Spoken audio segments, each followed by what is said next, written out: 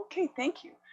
Good morning, everyone. It is now 9:30. I'm going to call the meeting to order. Again, in response to COVID-19, Middlesex Centre continues to hold council meetings electronically. Good morning, everyone. It is now 9. Okay, so I'm inviting the public to participate electronically, and you can access the information for the YouTube channel on our agenda. There are no additions to the agenda, so I'll move to item 3, disclosures of pecuniary interests. Does anyone have anything to declare? Seeing nothing, then the next item up is our first delegation, or our only delegation, I should say. Mary Valise from Ausable Bayfield Conservation Authority is going to speak to us about the Healthy Watersheds program in their area. And we'll just wait for her to come on. I'm here. I don't know if I'll bring up my screen, but I don't know that I see a spot to share my screen here. There we go. Hi. Hi. I'm just going to try to share my screen so that you can see my presentation. Okay, to get that in.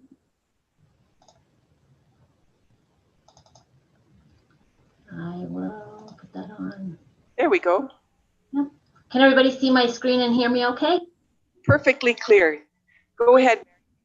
Thank you so much for hosting me this morning. I'm here to present a little bit about our Healthy Watersheds Department at the Ausable Bayfield Conservation Authority. We get some funding from our member municipalities, and I try to leverage those funds with other levels of governments and foundations to work on community projects to enhance and protect local natural features.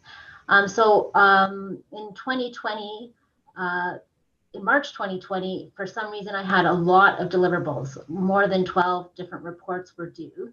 So when people were scurried home, we were very busy pulling together all of these reports and trying to get them submitted.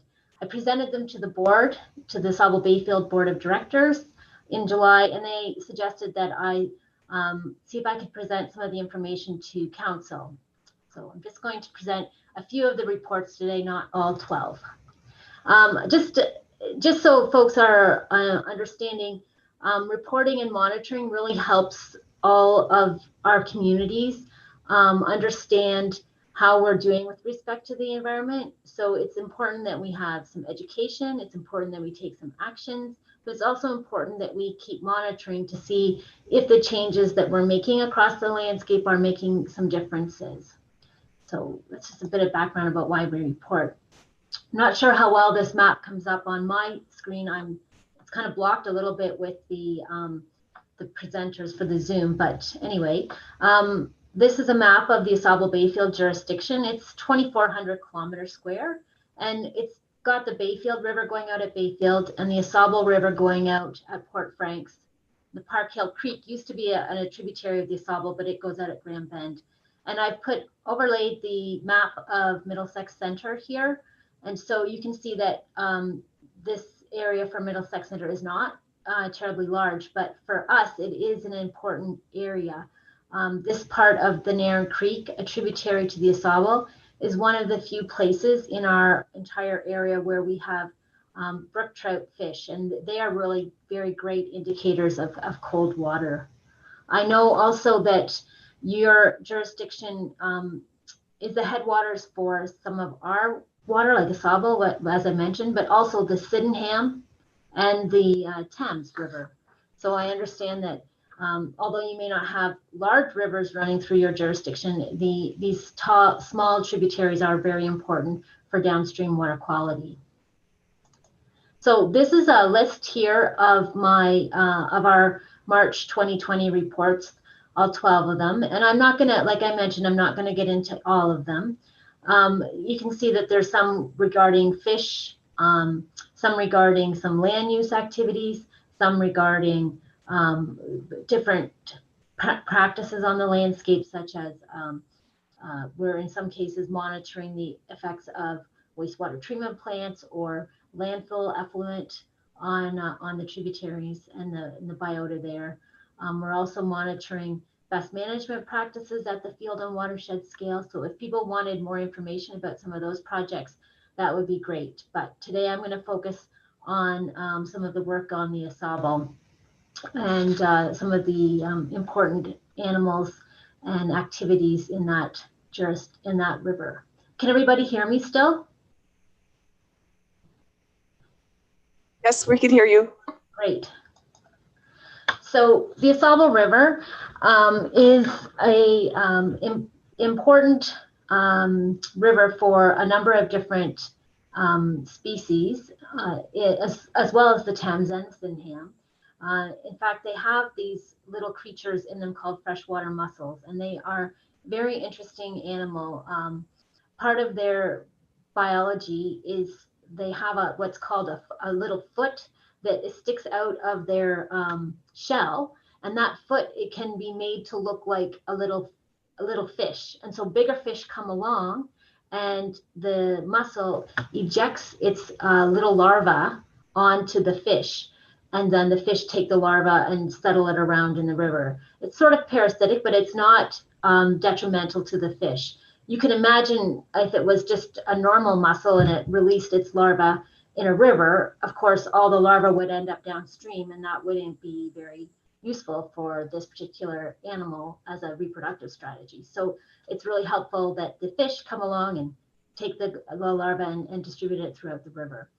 These mussels and other freshwater animals are amongst some of the most imperiled species in the planet. We don't think about that. We think about things like polar bears or panda bears, but really some of these freshwater mussels and some of the fish that we look at are very rare.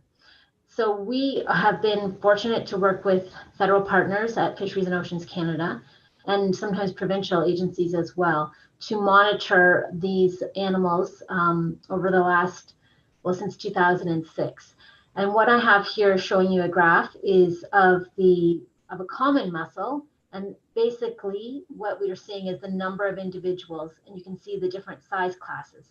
And you can see with this common mussel, things look pretty good.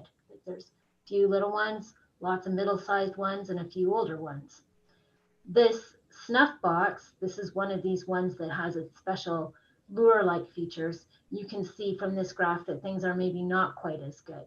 And in fact, in 2011, we did see a pretty big drop from 2006. And it's important that these mussels, they're like little canaries in the coal mine, if you will, and their numbers can help tell us how well our rivers are doing. And so from this perspective, there's some room for improvement in our bigger rivers. As far as the fish goes, we do work with different agencies over different years, but fish don't stay put, kind of like the mussels. They're harder to monitor, and people have different objectives at different times for their studies, and so we don't have as good information about the fish in our river. And this last year, we started a more comprehensive program to better understand some of these fish species at risk and track their changes over time. The final thing that I want to bring to folks' attention are the wetlands in our area. We know just how important wetlands are for a biodiversity perspective, so for turtles and birds and downstream fish, downstream mussels for that matter, some of the reptiles. We know how important wetlands are for filtering our water and for holding onto water during flooding events. And we also know that this particular landscape is often at most risk in developed areas. And so we're finding, or we have found, that in a landscape that historically would have had 20% wetland cover, we're at about 2% wetland cover, and sometimes those numbers are even getting lower.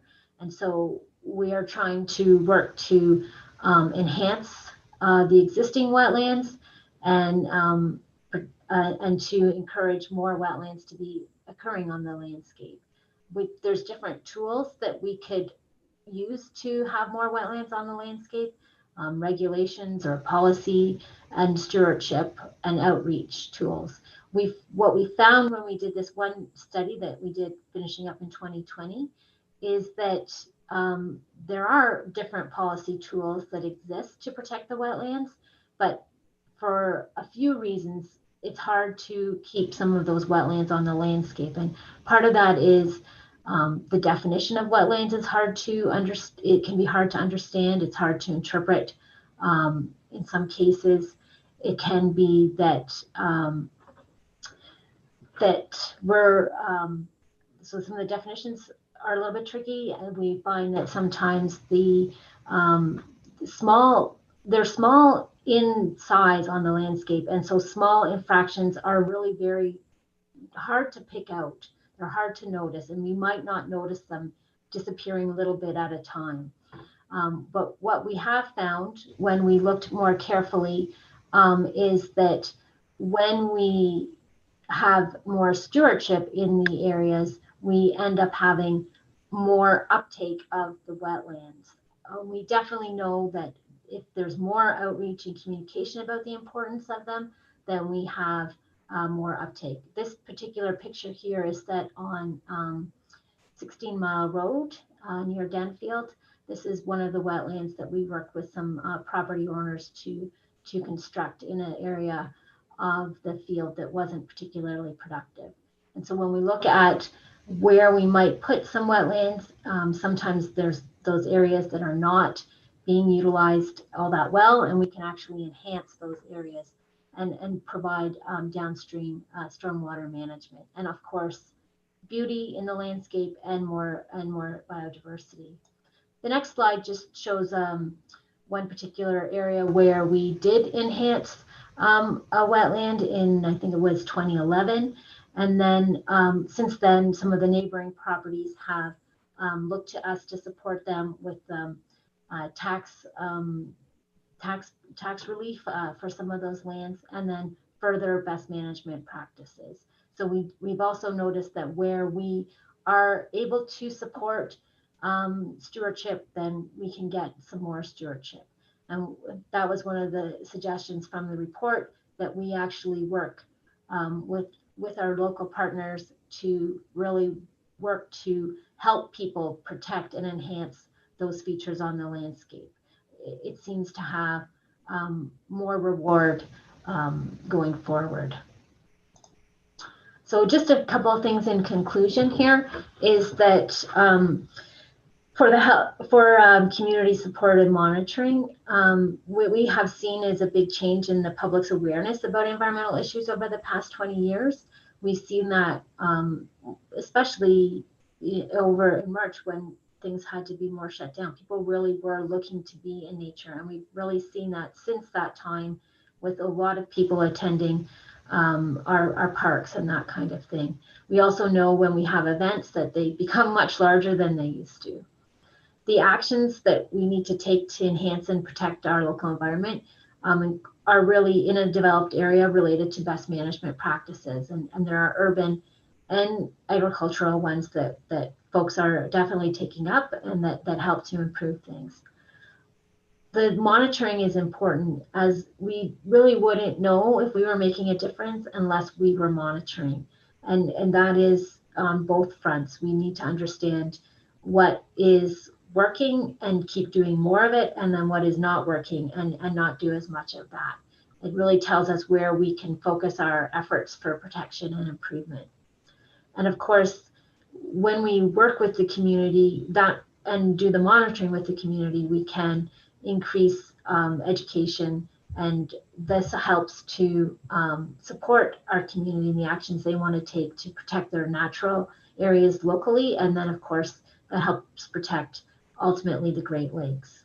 I just want to finally draw your attention to the watershed report card process. And I mentioned that all of the AuSable Bayfield watersheds, we broke the three big rivers, the Bayfield, the AuSable, the Park Hill, and the shoreline tribs into smaller, more locally meaningful watershed areas that people can then begin to look at their own area and their own backyard creek. And of course, for Middlesex Center, the same process was used by the Asaba Bayfield, the Upper Thames River Conservation Authority, and the St. Clair region with the Sydenham River there. So thank you very much for your attention today. And if folks would like any more information about some of the reports that I didn't present, or more information about the reports I presented, or more information about some of the work we're doing at Asaba, I'd be more than happy to answer any questions or provide further information. Thank you for that report, Mary. There certainly is a lot of content, always more than I guess you have time to review. I'll ask if there are any questions from councillors. Councillor Arts. Through your mayor, I've had dealings with some of your staff. We've done some little things on our properties, and I'd like to, they're really good people to work with. And yeah, I'm very happy with the people I've dealt with out of your office. Thank you. Thank you. Are there other questions? Councillor Scott. Yes, through the mayor. One question, actually the picture from 16 Mile Road is actually really nice. Are those areas that, are you looking for spots like that to develop in this strategic area there? Yes. The question is, am I looking for spots where people have projects they would like to do? And the answer is yes, we're always trying to support landowners to look at little opportunities to make big differences cumulatively. And what we're hoping, one of the recommendations from the report that we worked on was to, work better with landowners to try to protect the existing resources they have, because we know there's a lot of impacts with invasives and a number of other things, and we know that if we can support people better, then they'll protect them themselves. But yes, the answer to your question about is if we're looking for these areas, it's true, we are. Okay, thank you. You're welcome. Other questions? Oh, okay. Well, I have actually I had two, and Councillor Scott's asked the one. I understand now better about the construction of new areas and working together with landowners. The other part that I wanted to ask you about was on one of the slides you talk about the long-term monitoring, and your little bullet point says, "Tell us where." I'm wondering about what kinds of how do members of the public then know that you need help with this, or is there some way we can remind people that they should call you? Or you're looking for help there, and I'm just trying to make a connection and understand what our role might be and how we can work with you. Well, that's a great question. People can't, I'm not going to pretend that I have a great system for that at this point. I definitely know there's a lot of interest for people, and what we've done is we've worked with school groups and that kind of thing traditionally, but we also know that when we start to work with the community and support smaller community groups, then the projects and the activities grow from there. And so usually what happens is a small community group will contact me, and then I'll work with them to develop what is they'd like to develop, whether that's a monitoring program or a restoration kinds of projects. So that's how it's traditionally worked, is folks just contact me. But I can see moving forward that it's probably something that I should, have a special spot on our website for volunteers, because right now it's more word of mouth. And so I think that what you're suggesting is a little bit of a more systemic kind of approach to engaging the volunteers. Is that correct? Is that what you're sort of thinking? Well, I think, your idea about putting the information on the website is good too, because then when people ask us, we can know to say, go to the website or reach out to you, or it's just, I guess it's the same problem as we have. People aren't always sure about exactly what a municipal office does in certain areas of service. So I was just trying to make sure that I had an answer for people, or I knew where to direct them. So I think you've got it. We could, oh, yes, Councillor Scott. Yes, through the mayor. One other comment I wanted to make is when a wetland is maybe discovered, like somebody might be interested on their own property. The other thing I wonder about is there a lot of restrictions that's put on by the ASABO? You know what I mean? Because sometimes that defers people from going, I don't even know if I want to call. And I don't know if you have any reference to that. You know what I mean? So if it's kind of, if you're working with them to develop something, how many restrictions would be put on them, or is there any? So, okay, that's a great question. The question you're asking me is, are there restrictions for the specific project that I would be working on, or maybe, and perhaps you're even asking, and I'll ask for clarification about this, is would there be restrictions on that property afterwards? So, okay, sorry. If there's restrictions and okay, so the restrictions at the beginning is that there are areas in our watershed that we permit, because if we build things in those areas and there's flooding, the project that we build might have an impact to people downstream. That's why we permit. It's not that we're trying to hold things up or be, challenge people with their development projects. What we're trying to do is protect people from there being development in the floodplain, protect themselves for when the water is high, and then protect other people downstream in case the water gets high and washes out the project. So what has to happen when we do this work is we need to have those considerations built into the project, which of course we do. And so that is part of the cost of putting in the project, is to put it in well. So that is that cost. And then as far as going forward, we have different programs that are looking at grandfathering in different projects that would not be susceptible to future regulations. okay, thank you. You're welcome. Are there any other questions at all? I don't see any. Mary, thank you very much for your presentation today and answering our questions, and the links to your watershed report. There's a lot of information there, and I appreciate all the work you're doing and the support that we get from the Conservation Authority and at least the north end of our municipality. So thanks again, and we'll hope to see you again. Yes, hopefully I'll come one time to council. That would be better. Nice to hear from everybody, though. Thanks very much. Yes, okay. Thank you kindly. Have a great day. You too. Bye now. Bye-bye. Moving on to the next agenda item, which is the adoption of the minutes. The motion before us is that we adopt the minutes of the Middlesex Centre Emergency Special Council meeting held October 28th as adopted and printed. Could I have a mover, please? Councillor Shipley, and a seconder, Councillor Scott. All in favor? That is carried. Thank you. And on the consent agenda, we have one item, which is our OMPF funding report. Is there anything that we want to ask before passing that item? Anyone? No? No questions? Very well. Then the item, the motion, pardon me, before us is that item 6.1 be adopted as recommended. A mover, please. Deputy Mayor Brennan and Councillor Heffernan, all in favor? And should I ask if anyone's opposed? Yeah, I should probably ask Councillor Silvas on the line if anyone's opposed. Hearing none, and that is carried. Thank you. Moving on to staff reports. We have a large report. This is the capital budget for 2021.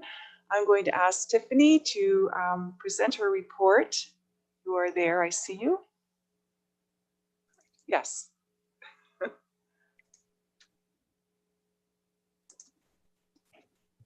Okay. All right. Perfect. So good morning, everyone. Can everyone see the presentation nice and large for everybody? Nice and large, clear as well. Thank you, Tiff. So good morning, Mayor DeVete and members of council. Today, myself, as well as the director's team, is here to present the 2021 capital budget for your consideration. So the agenda for today is the municipal budget information, which I will be presenting on behalf of the team. We'll then move into the 2021 capital budget highlights and the 2021 capital budget information and funding. Throughout the presentation, there will be times where we will pause and ask for questions from council. If you have questions that arise during the meeting that is not at one of these designated times, please let the municipal clerk know, and he will be raising a hand during the presentation to interrupt so that we can answer that for you. So one of the things before we get started today, I wanted to say a big thank you to the entire team here at Middlesex Center and to present the fact that for engagement this year, it is a little bit different due to the COVID-19 pandemic. And we have done short educational videos on the municipal budget process, how money is spent in different departments, and those are being released this week and next week, and they can be found at our YouTube channel. So please take some time to review those. And during this presentation as well, I'd like to mention that you'll notice that some of the slides, especially when the directors are presenting their capital projects, only a selection of the projects are identified. We have attached appendices to this report that includes the full 2021 capital budget, as well as the projected 2021 into 5 years capital budget as well. During their presentations, please feel free to ask them questions on their capital projects because this is the best time for you to do that. So what is the budget? So the budget is a key planning document in achieving the municipality's strategic priorities. We develop a budget every year, and we do only do a single year budget. We have not moved into the multi-year budgets as some of our municipalities, some of our neighbors have done at this time, but we have just done the single budget. With the exception of capital, we do look at a 5-year forecast when presenting this to council. So our budget process starts early in the year. It even starts before July 2020 when this budget roadmap comes out. There's a lot of preparation that comes behind the scenes that maybe isn't seen by council or the public. But I can tell you that everyone is working diligently and very hard at getting this information out to the public as well as to council in a good timeline so that we can have an approved budget before we start the new year. And right now we're on track to present these presentations to council. The only change I would make is the budget information presentation for council in November. We are only doing the capital presentation in November. It will be December 2nd for the operating presentation. But we are on target to meet the budget and tax rate bylaws to council for December 16th. Now, understanding the budget process.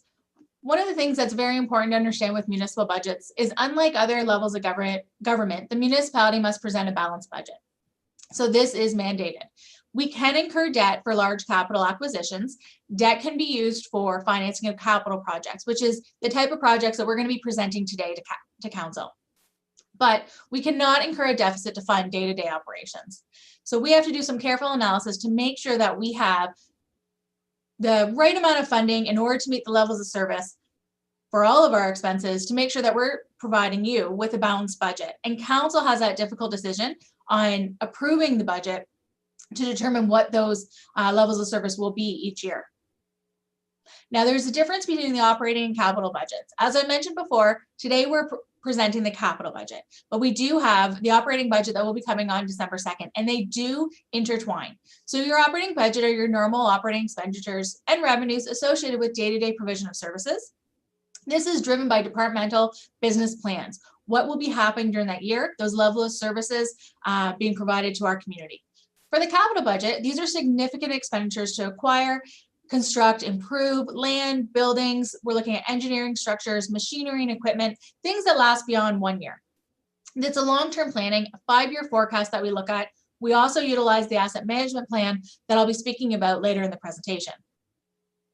Now, operating capital budgets, as I mentioned, do intertwine. So they are separate, but they do work together. So the operating budget, this is where we are doing the contributions to reserves and reserve funds, which a lot of those go to pay for our capital projects.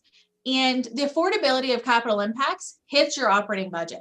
When departments are looking at, say, for example, purchasing a new piece of fleet, they would do a cost benefit analysis to determine, would there be, is this beneficial for the organization to purchase a specific type of fleet?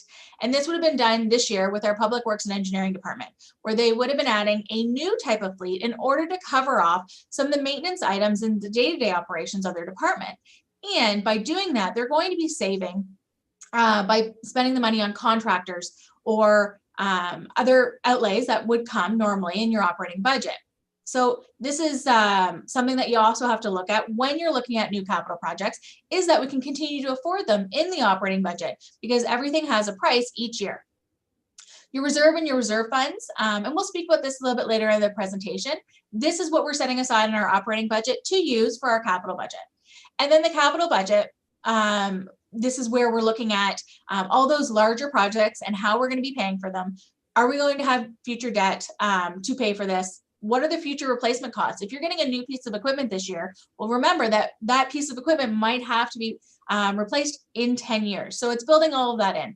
And the directors on the team look into all those aspects when they're building their budgets. So the capital budget, as I mentioned, sets out the municipality's anticipated capital expenditures and how they are financed. So you'll notice that in the appendice to the report, where it talks about the capital financing. So we look at the 2021 year and it lists out every capital project, and then beside it, it lists out how that's going to be funded, whether that's a reserve fund, a development charge, or debt, which this year we have not projected that any of the capital projects would be paid for by debt. So going into more detail with the capital budget, capital items that have a life expectancy of more than 1 year. So when we explain this to the public, a lot of the times we're looking at explaining it in terms of your house. Think about the amount of money that a house costs. That's like a capital project. Same with your cars that you purchase. This is very similar to the municipal budget. So the revenue for capital projects comes from many different places. So there's grants from federal and provincial governments, and there's donations that the municipality receives. There's proceeds from borrowing. So that is when the municipality decides to use debt borrowing to pay for the assets and then pay for them over a period of time, similar to what you would do with your mortgage. There's reserve funds, and these are money that is set aside for specific projects. And then there's development charges. As we've mentioned in the past, development will pay for development, and that's where the development charges come into play. So part of council's decision-making process each year is to determine what levels of funding for services should come from the various sources of revenue. And this is a very difficult decision that council has to make. So I would say it's like a balancing act. So council must look at the funds that are available and the project needs identified by municipal staff as part of the capital budget. As well, while looking at this capital budget, they have to keep in mind the impacts on the operating budget and the operating budgets to come in the future. There's a balancing between what is required, how much money we have to pay for it, but looking at and trying to balance risk, health and safety, infrastructure deficit, any legislated projects, new growth, and asset renewal. So there's a lot of things that need to be considered, and essentially a balancing act on behalf of council. So what is considered when building the capital budget? Well, there's many documents that are utilized when everybody's developing their capital budgets. One being the strategic plan. As all of you know, the municipality is undergoing a new strategic plan, and we're hoping to have this to council by the end of the year and to the public. This strategic plan shows that, or provides us the direction from council, from the public, where we need to go. And this is items that will tie into your capital budget as well as your operating budget. The asset management plan and strategic policy for the asset management plan will also dictate how we're going to be planning for the future for the municipality. There's the long range financial plan, the water financial plan, our debt policy. If we're looking at getting debt for specific projects, it needs to be meet the criteria as set out in the debt policy as approved by council. The reserve and the reserve fund policy. This is also very crucial to determine how that money can be used to fund these projects. Our development chart study, where we identify the project specifically, what that can be funded by development charges, and what percentage that is growth related versus benefiting to existing residents. Our community services master plan and our fire master plan are also used by those departments in order to determine what projects need to be presented. So as I mentioned earlier, the asset management plan is an extremely important document that the municipality utilizes when developing our capital budget, as well as the operating budget. This year was a little bit different. As council is aware and the public, the municipality has been working at updating our asset management plan and making it more of a living document. We are in the final stages of completion. However, due to the COVID-19 pandemic, a report went to council in April, letting council know that we were delaying the asset management plan within 2020 year into the 2021 year. We are still meeting all the requirements under the Ontario regulation. However, it's a little bit more delayed, therefore it wasn't used as extensively within developing of the 2021 capital budget as we would have liked. However, it has been utilized. And here I have noted that we will present the plan to council in January 2021. That might move to February 2021, but more details to come on that one. So what our asset management planning is doing is it's focusing on reasonable funding levels to sustain current service levels. So directors have worked with our consultants and the team here internally to determine what those current service levels are and if there's going to be any changes to those service levels in the future. The 5-year capital budget will be adjusted in 2021 to better align with the final asset management plan and associated financial strategies. So you'll notice later in the presentation, we go into a little bit more detail with our asset management plan with respect to our infrastructure gap and how it continues to grow. So if you're wondering what assets are included in the asset management plan, well, for this municipality, it's going to be all of them. So what is required under that regulation for 2021 was just core assets. However, we have taken it a step further to ensure all of our assets are included. So when council sees that report, they're going to be seeing all the assets of the municipality. But some are listed here: roadways, facilities and buildings, parks and land improvements, stormwater management, fleet and equipment. Now, this year wasn't without its challenges, much like any other year when we're developing our capital budget. We have the municipality's aging infrastructure needs, repair and ongoing maintenance. There's climate change and weather events that are impacting, specifically in our stormwater management. The lack of predictability, predictable government funding. So I would say here, the federal and the provincial government are doing a great job with responding to the COVID-19 pandemic and providing opportunities for municipalities on applying for this funding. Even up until today, we're receiving more notifications of funding that will become available. The municipality is excited and will be applying for any opportunity that we can. And so in the operating budget presentation, you'll see some more updates. I haven't touched on all of them in this presentation, but more are continuing to coming, and it's a very positive thing coming from the federal and provincial governments to support the municipality, as when you're looking at our capital projects and the volume of those capital projects, that will just stimulate the economy, which is much needed. We have uncertainty with respect to federal and provincial governments and if there's any changes happening. So the municipality has to be reactive in this area.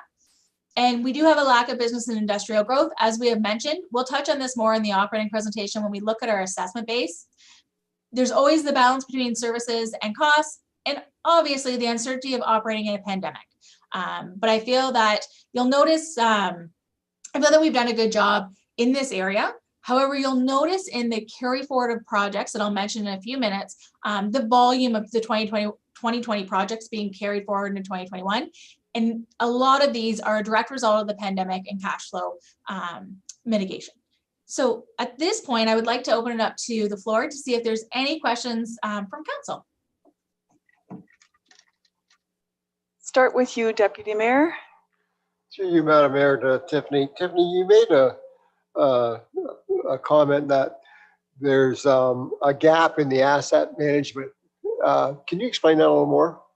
Yes. So through you, Mayor DeVete, with respect to the infrastructure gap, what we're looking at is, and you'll see that later on in the presentation, it's a 100-year time frame, which is coming out of our ascetic predictor software for our asset management plan. what they do is they put all of our assets, the conditions, and then they align it to how much we're spending today, and part of our reserve fund policy, and showing what is going to grow if we continue to only fund at that level.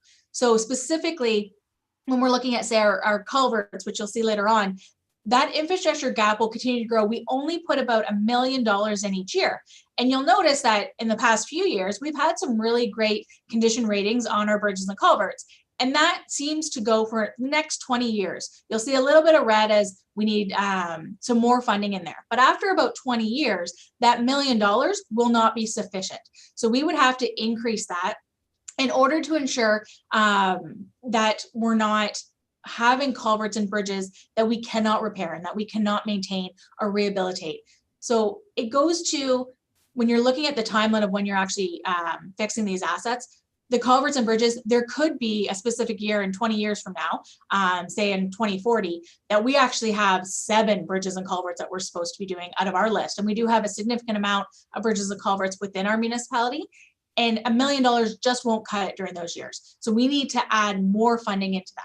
And so with the infrastructure deficit, our strategy will be, once the asset management plan is finalized and presented to council, my next step will be to look at our reserve and reserve fund policy to ensure that those values are now updated based on our new replacement costs as identified in the asset management plan.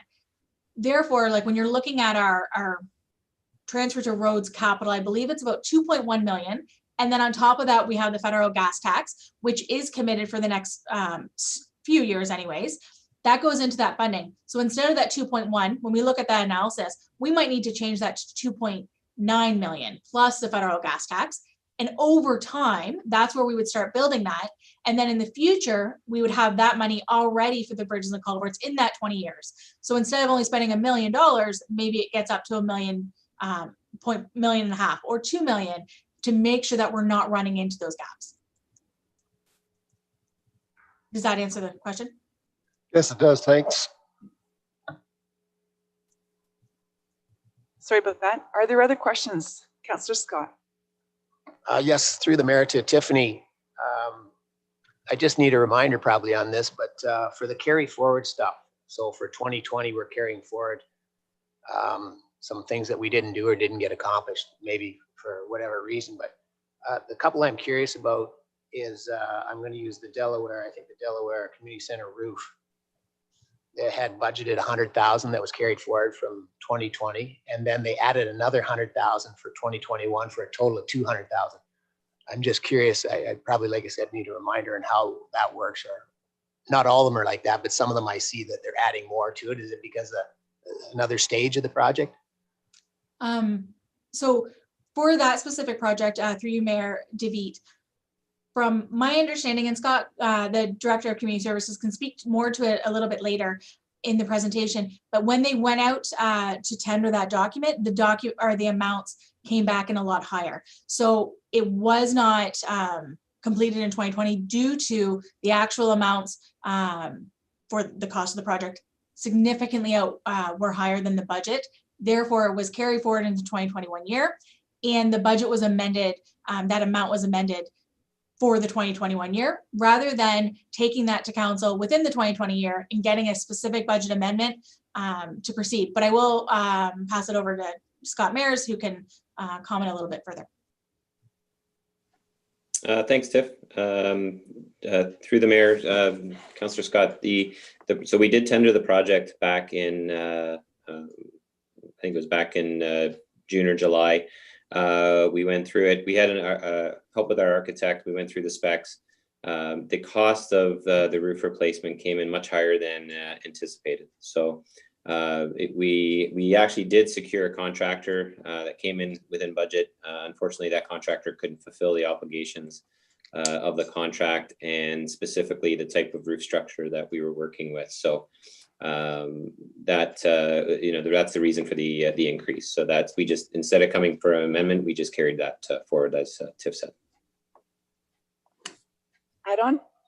Okay, yes, perfect. Thank you. Yeah, that explains it. I wasn't sure if I should have known that or didn't, but that makes clear sense. So I know I see Rob's there too with the Garden Ave project. I'm assuming that's the same thing that's happened there.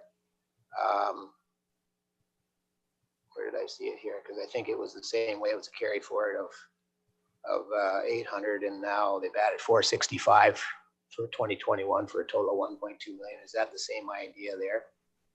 Rob? Yes, so through Madam Mayor, yes, Councillor Scott, you're correct. Since the last budget, we've continued with design and had updated cost estimates completed.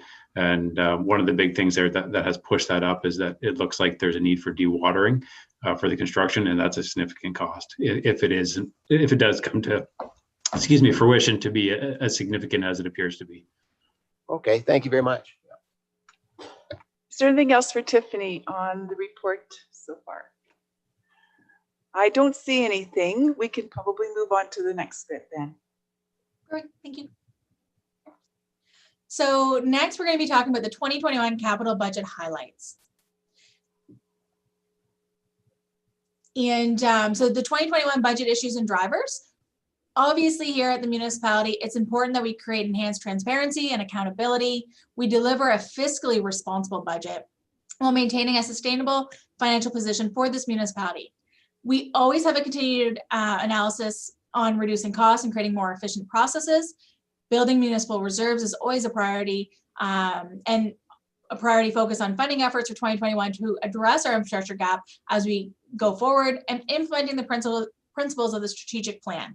This was a little bit difficult for the 2021 budget as we're in the process of completing our strategic plan. So we did refer to the older strategic plan as well. The consultants, Erebus, in charge of our strategic plan, has kept us in the loop of what they're hearing from the community as well as from council. And we kept this in mind as we developed the 2021 budget as well. So thank you to them for that. So some notable changes. Once again, the Ontario Community Infrastructure Fund, that funding hasn't been included in the 2021 budget due to the uncertainty of this funding source in the province. Last year, it was very similar, and they announced in February, I believe, that we were to get the money, which was great to hear. We did receive that $959,000 in 2020. But we don't know if that's going to happen again in 2021, so we have not included it in the budget. This could just be delayed in the announcement. So at this point, what would happen would be very similar to what happened in 2020. Council would receive a report on a selected project that we would use that OCIF funding for the 2021, and we would leave money in our roads capital reserve or any other type of reserve that was funding a specific project. The province of Ontario is launching the COVID-19 resilience infrastructure stream, which staff will be applying for. We do also have opportunities with the Ontario Trillium Foundation, and there are a few more that have been announced on behalf of the provincial government, which is so great to see, and more details to come. So this is where we started. So thank you so much. At this time, I'm going to introduce the two members of the budget working group that are from council. So Councillor Hugh Arts and Councillor Wayne Shipley. They have joined us right now for our two specific council staff working group committee meetings, the next one being this coming Monday. So they worked through it with us on those capital projects, where we started on our first meeting on October 17th to where we are today. You'll see the notes within the slides, and I'm not going to touch on too much here because you can ask those questions to the directors specifically at the end of this part. So you'll see that there have been some addition and some removal of projects. One of the ones I would note is with respect to the fire department, that removing of the gas monitoring units that will be done in 2020. This was approved by council resolution. And then community services, you'll see some of the projects here. And then facility services. At this time, I would like to take an opportunity to explain the little bit of changes that we're going to see in the budget and the way it's presented starting for the 2021 year and going into the future. Municipal staff have separated out the facilities to one specific department. The Director of Community Services, Scott Mares, oversees the facilities within the organization. The facility operating costs at this point do still roll up within the specific department. So if you're looking at any of our fire departments, those facility costs you're going to see in our operating budget rolled into that budget. However, internally, we are managing those separately. This is to ensure proper management of the assets and the responsibilities under those budget and tracking of those costs and monitoring going in the future. So at this point, I'm going to stop and see if there's any questions from council with respect to where we started and those changes to where we are today. Questions? I don't see any right now. Thank you. I'll continue on. Good. So this here is our 5-year capital plan. So you'll see the 2021 year and 2022 and 2023 is around the $21 million. This is very similar to 2019 and 2020 on those projections. There is a lot of growth happening within the municipality. And many of those assets, as you see in the environmental services, which has a very large amount, are related to our growth, and the majority being funded by development charges in part or in whole. However, as you look at 2024 and 2025, the values drop off. One thing I would like to caution is, especially for this year, as the asset management plan was utilized but not utilized in detail, that this will continue to improve and become more, I would say, I'd have more confidence in these once we actually get the asset management plan and more details there. So, but this right now is our 5-year capital forecast by department. And then these are the recommended capital projects by department and the total amount split out for 2021. And then this is the capital projects carried forward from 2020. Some of these projects even started back in 2019, maybe even some in 2018. This is an extensive list. One of the things I would like to remind council is when COVID-19 hit, one of our first projects as a team of directors was to look at the capital projects as well as a cost containment plan. Although the capital projects essentially would have to happen at a later time, the reason that many of them were put on hold is for cash flow purposes. The municipality did not know what the impact of COVID-19 would have on this community and the ability of the community to continue to pay the property taxes and the utility bills. Therefore, due to being conservative in this area, many projects were put on hold to be presented in the 2021 budget.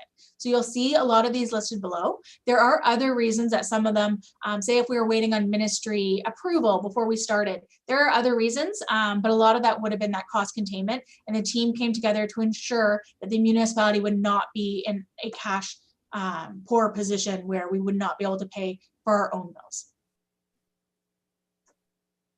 So this is just going through the list. And the total amount for the carry forward was a little over $9 million. And at this point, I am going to stop again to ask if there's any questions specifically related to the capital projects being carried forward. I know Councillor Scott had a few that he mentioned earlier, but you might all have a few more. So let us know. Are there questions? I have one, Tiffany, and I'm not sure if this is best answered by you or the departmental heads. I'm wondering, you're focusing on the financial part here.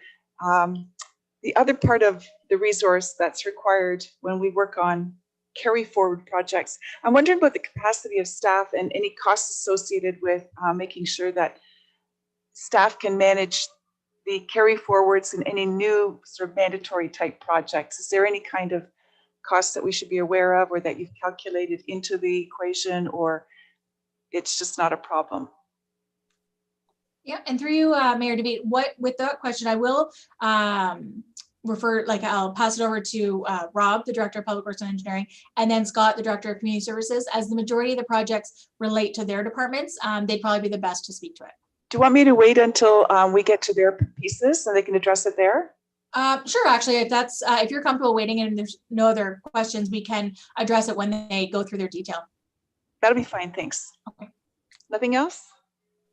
Okay, I think you're good to go forward. Oh, sorry. Oh, just 1 second. Yes, Councillor Arts has a question. Yeah, through your mayor to Tiffany. Some of these carry forward projects, though, we didn't draw on the reserves because of them, so it's not as bad as it sounds, correct? Yeah. So through Mayor DeVete, yes, that's exactly correct. So with the capital projects, as all of our capital projects are funded in some way through reserve funds, whether that be development charges or our reserve funds.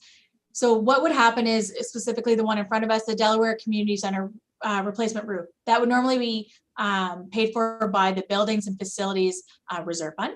And that money would just then stay in the reserve fund and not be utilized at all, which you'll see later on. Last year during this presentation, when we saw the $21 million of 2020 capital, you saw how our reserve funds depleted to a very low level. And so obviously at the end of 2020, it's not projected to, because we didn't use that funding. And we've been able to build money into that fund.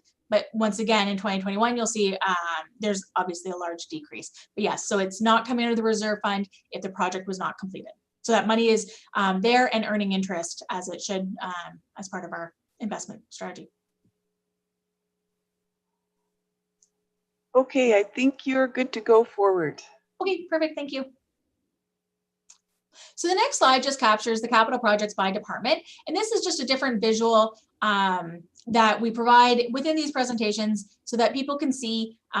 Some people learn by seeing a list, some people would learn more by different charts. So you'll see here the majority is the Public Works and Engineering, Environmental Services, and Transportation. And then what has changed, the 2021 capital budget versus the prior year's budget? So we go back 4 years. So you'll see in specific departments, building remains relatively stable. And corporate services, same thing, no real big changes. Community services, you'll see there's slight increases. And over the past couple of years, the municipality has been completing condition assessments on our facilities. So that wouldn't be very surprising to see that increasing.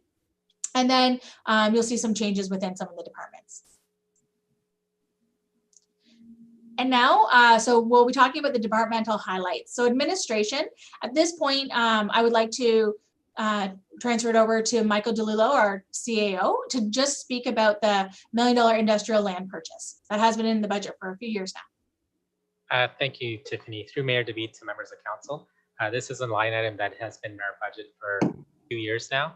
So the objective for next year is for staff to explore how best to utilize this expenditure and develop a strategy and how we can support business and support growth in our community.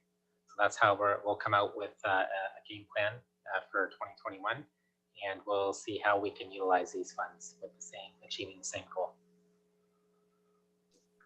With the 80,000 for the telephone, I believe it's a cost neutral line item where we have modernization funding that we'll be using to upgrade our phone systems that are past due. And I'll hand it over to Tiffany to finalize the rest of the administration. Perfect. Thank you, Michael. Yes, and then the $4,400 for the Wellness Center copier. At this point, the Wellness Center copier is on its last legs, and it is up for renewal as per our asset management system, as well as through testimonials of staff who are using it at this time. So we will be working with the vendor record pricing through the province in order to secure a new system that meets the criteria of the department in a cost-efficient manner. And also with respect to the municipal office phone system, we will be working with county IT in the selection of that system. This is it for the administration side for capital projects. Do I have any questions? Deputy Mayor Brennan. To you, Madam Mayor, the $1 million, we already have that in reserves, do we not, for the purchase of industrial land? We already have put that money aside, have we not? Yeah, through you, Mayor DeVete. So the money for the industrial land purchase is coming through the Build Middlesex Reserve Fund, and that fund is mainly funded by like the sale of buildings or land that the municipality has done in the past. And we are close to the $1 million. I believe we're just a little bit shy due to the drop in the interest rate for this year. We weren't able to meet our investment targets. But we will be at about $1 million into 2021. So yes, it is set aside and it has been for a few years. Councillor Shipley. Through the Mayor, Tiffany, just a quick question, Tiffany. The Wellness Center copier, why is it not in the community services capital budget?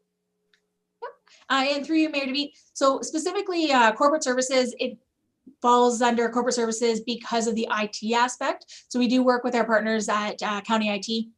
And it's just kind of more of the allocation of what is done internally. And my department would oversee any like the copiers, anything technology related.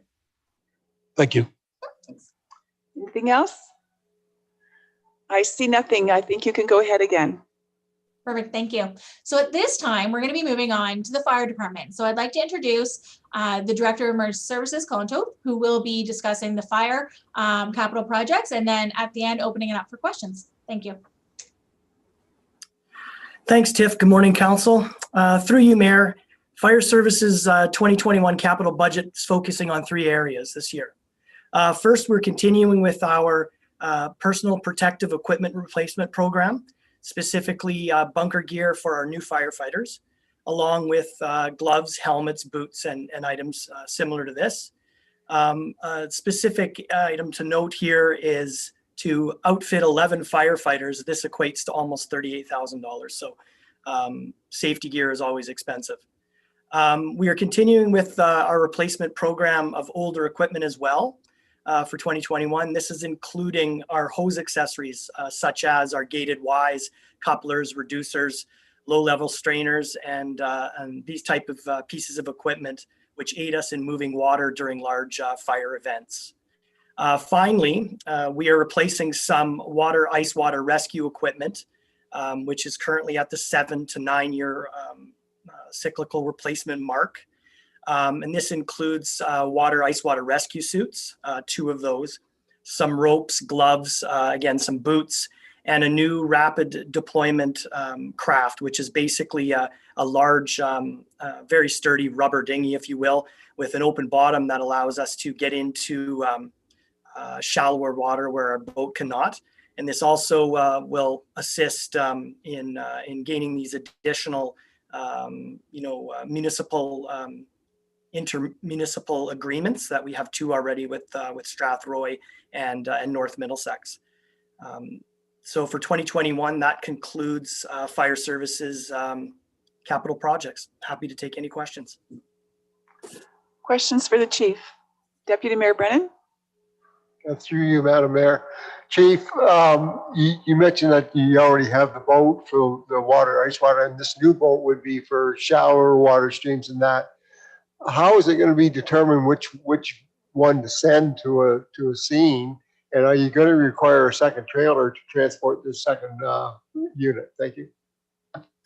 Through you, Mayor, to the Deputy Mayor, that's a great question. So the nice part of this craft is it's in a relatively small bag, and it'll be loaded into our current ice water rescue half ton. It's not going to require an additional trailer or anything of the like to transport it. Add on? So I'm assuming that when you get on scene, if this boat is required or this craft is required, that it's just you use the air system that you have, the air bottles you have on the vehicle to inflate it so that it's capable of going in the water? That is correct. Both all units and all equipment will go to every ice water rescue. And yes, it's basically a quick connection, and it fills it up within a matter of seconds. Councillor Heffernan and then Councillor Shipley. Through the Mayor to Colin, and this may be partly to Tiffany. Just so I'm clear, when there's capital projects that are extended out for a number of years, are we saving towards reserve funds for that? Like there's a couple of tankers and the aerial truck, they're like 4 or 5 years out. So will we have the money, or at least close to the money at the time?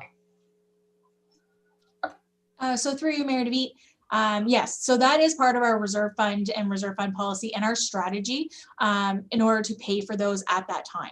So the municipality, as per that, our policy, we do contribute to the fire vehicles and equipment reserve fund in a specific amount, and I believe it's $275,000 every year.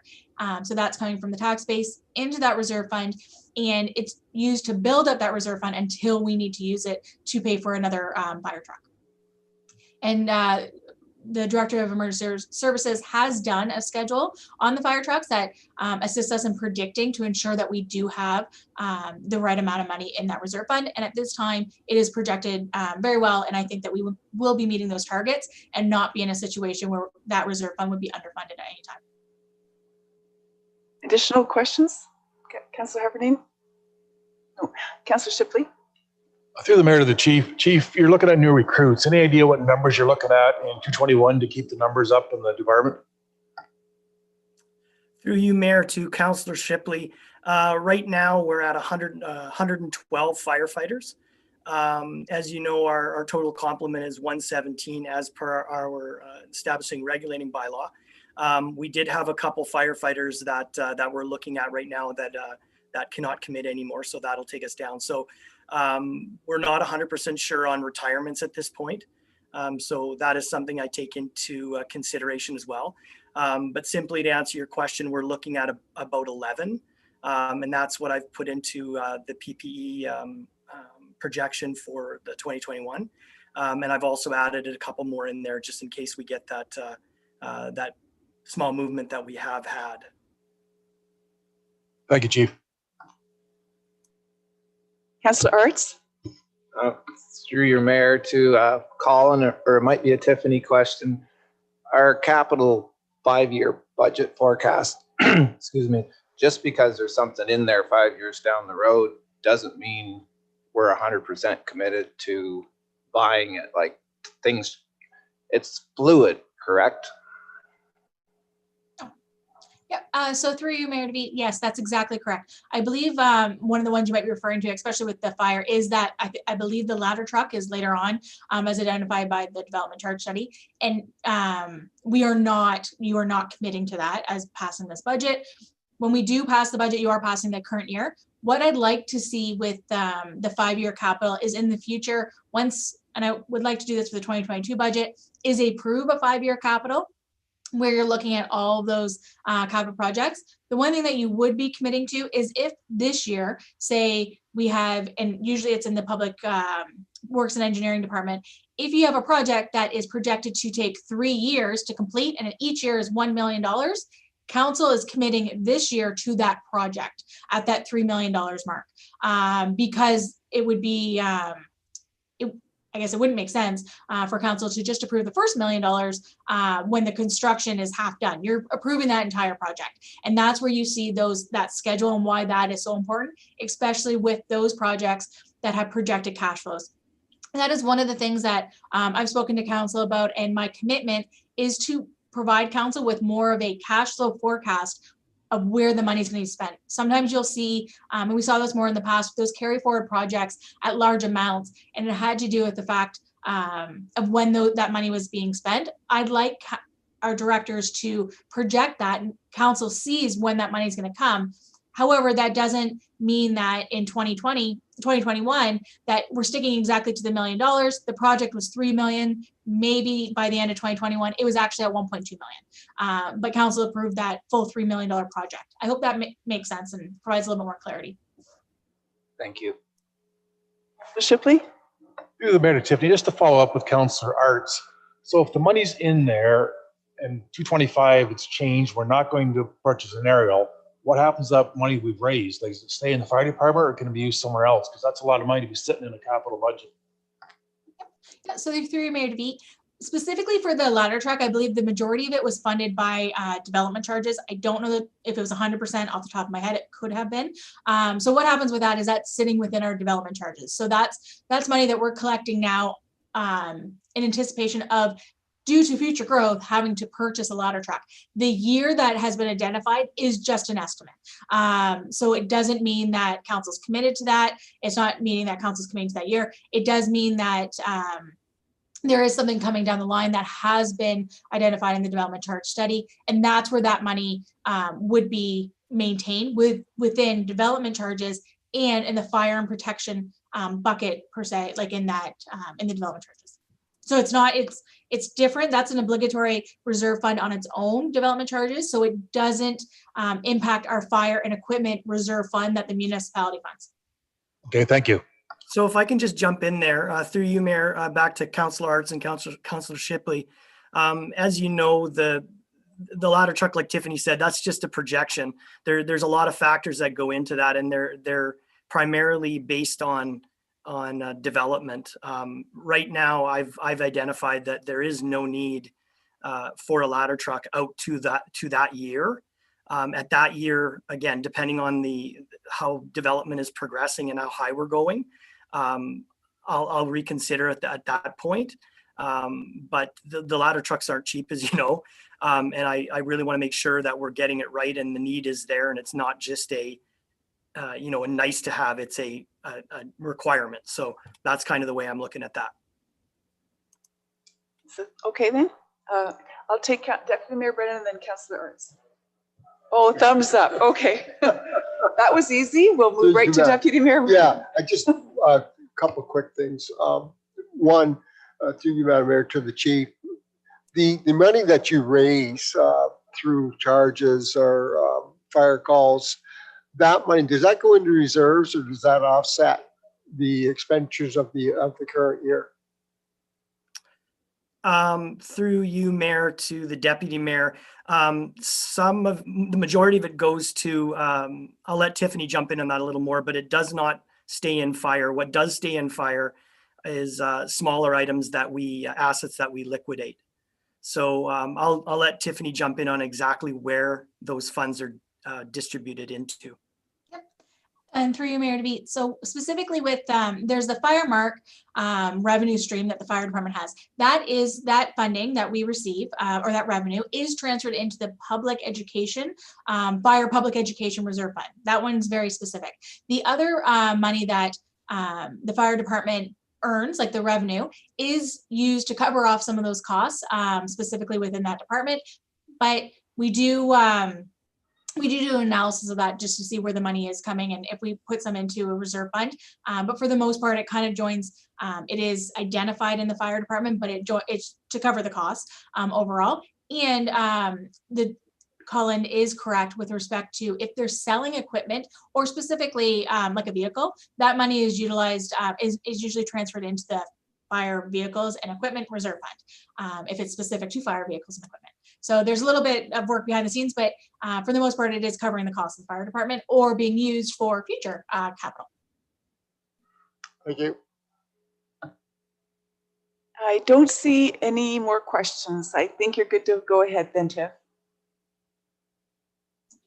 Perfect, thank you. So at this point, I'm going to introduce the Director of Community Services, Scott Mayers, who will be going through his budget and projects. Thank you. Thank you, Tiff. Through the mayor, just some highlights here. These projects highlighted here are specifically for community services in general and parks and open space. You'll see later in the presentation, I'll speak to our facilities. As Tiff referenced, how we've kind of broken that out from before. So with respect to these projects, you'll see some pretty significant dollar figures here.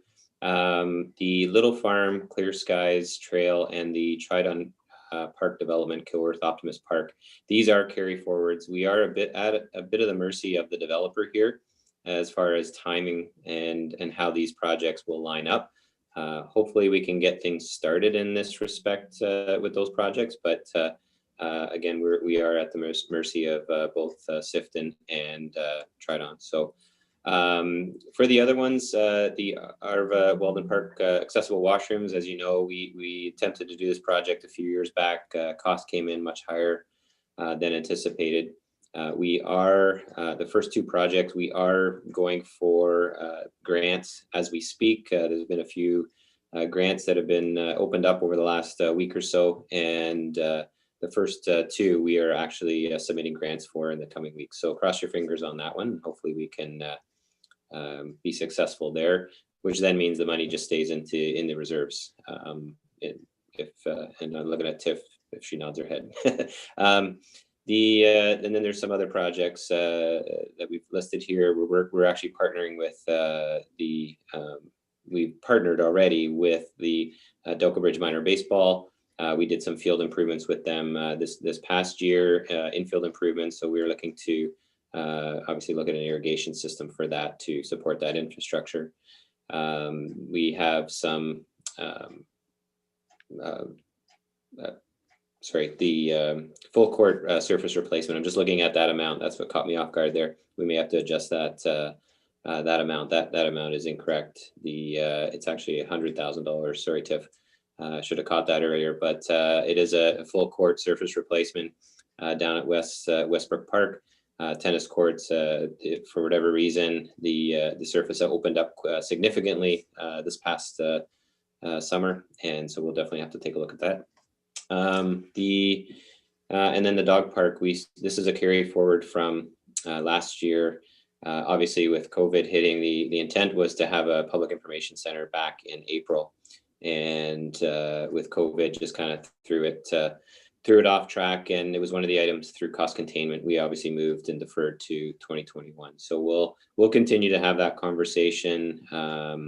We'll look at that. It likely won't be at Kilworth Optimus Park. It's probably going to be more down by the water treatment center, but it's certainly an option that we're considering at both locations. I just want to touch on Mayor DeViet's question with respect to capacity.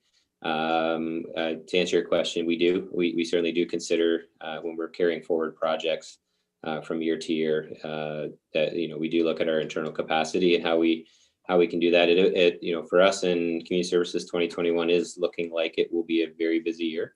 We have a strong team though in place with a lot of the HR changes we made this year, and we have set up a pretty much a project assignment list, so everyone we can divvy out the number of projects through that. So hopefully that answers your question, Mayor DeViet. Thank you. And just some minor things there. I walk behind floor scrubber at the wellness center. As you know, those things gets well used down at the wellness center, and it's just time to replace that one. And then just some higher level vehicles and equipment.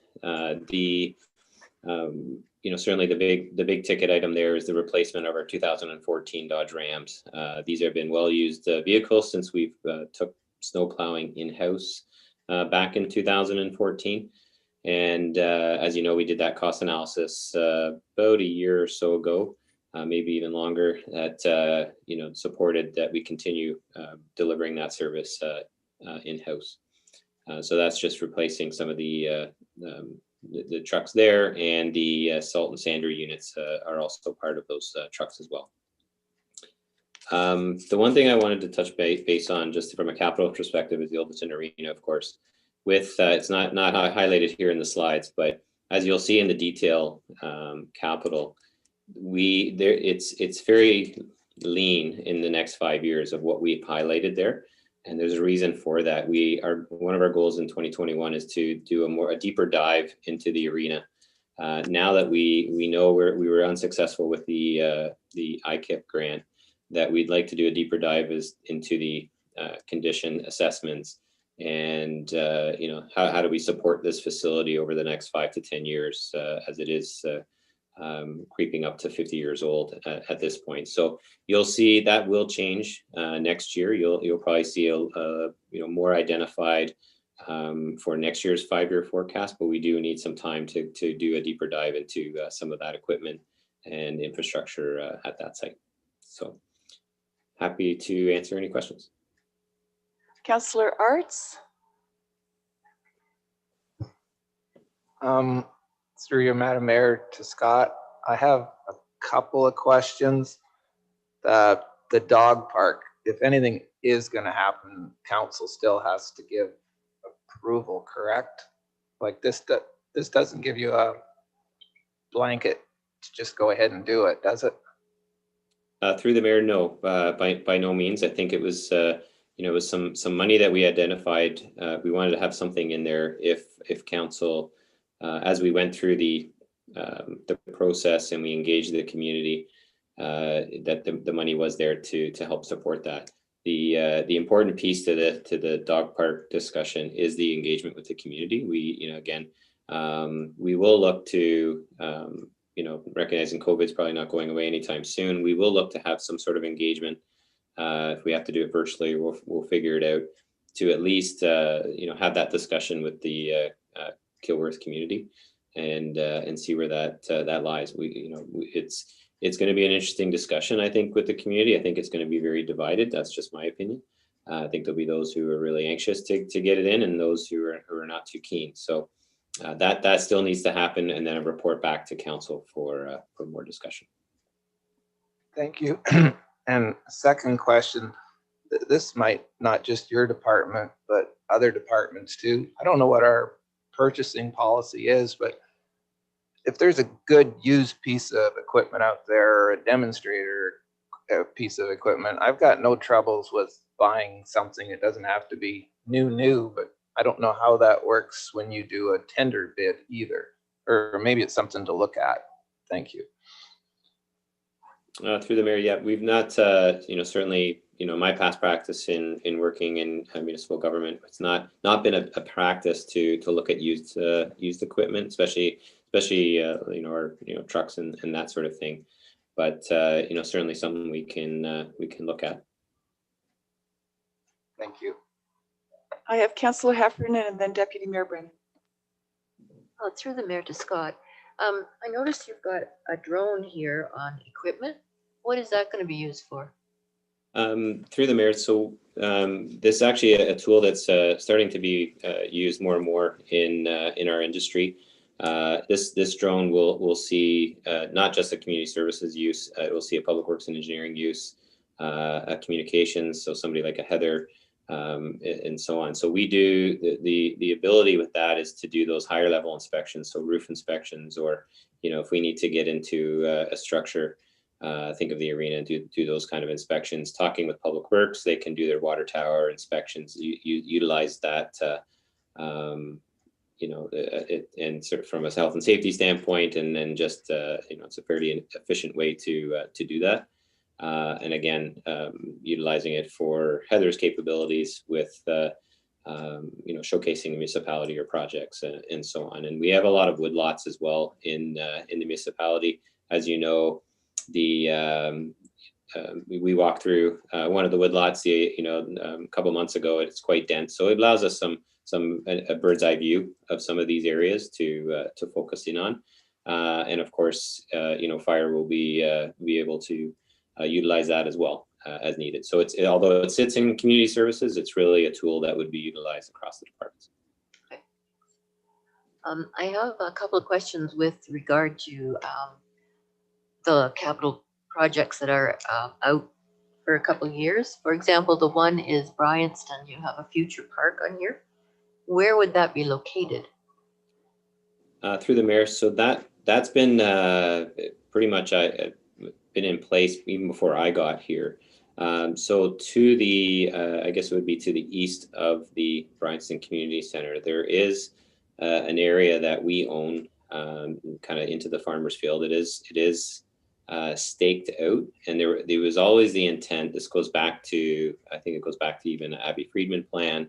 Again, prior to me arriving, that the idea was to develop a playground or a park beside the Bryanston Community Center. So I've pushed it out. It's obviously not a need at this point. So I've just kind of left it there for down the road to have that future discussion. We're hoping to nail that down a little bit further. We are going to do a mini community services master plan in 2021 internally. So that's certainly one of the things that we'll be looking at. So it's really just a placeholder at this point to have that discussion down the road. Thanks. And the other question was with regard to the Ilderton Heritage Park pavilion upgrades.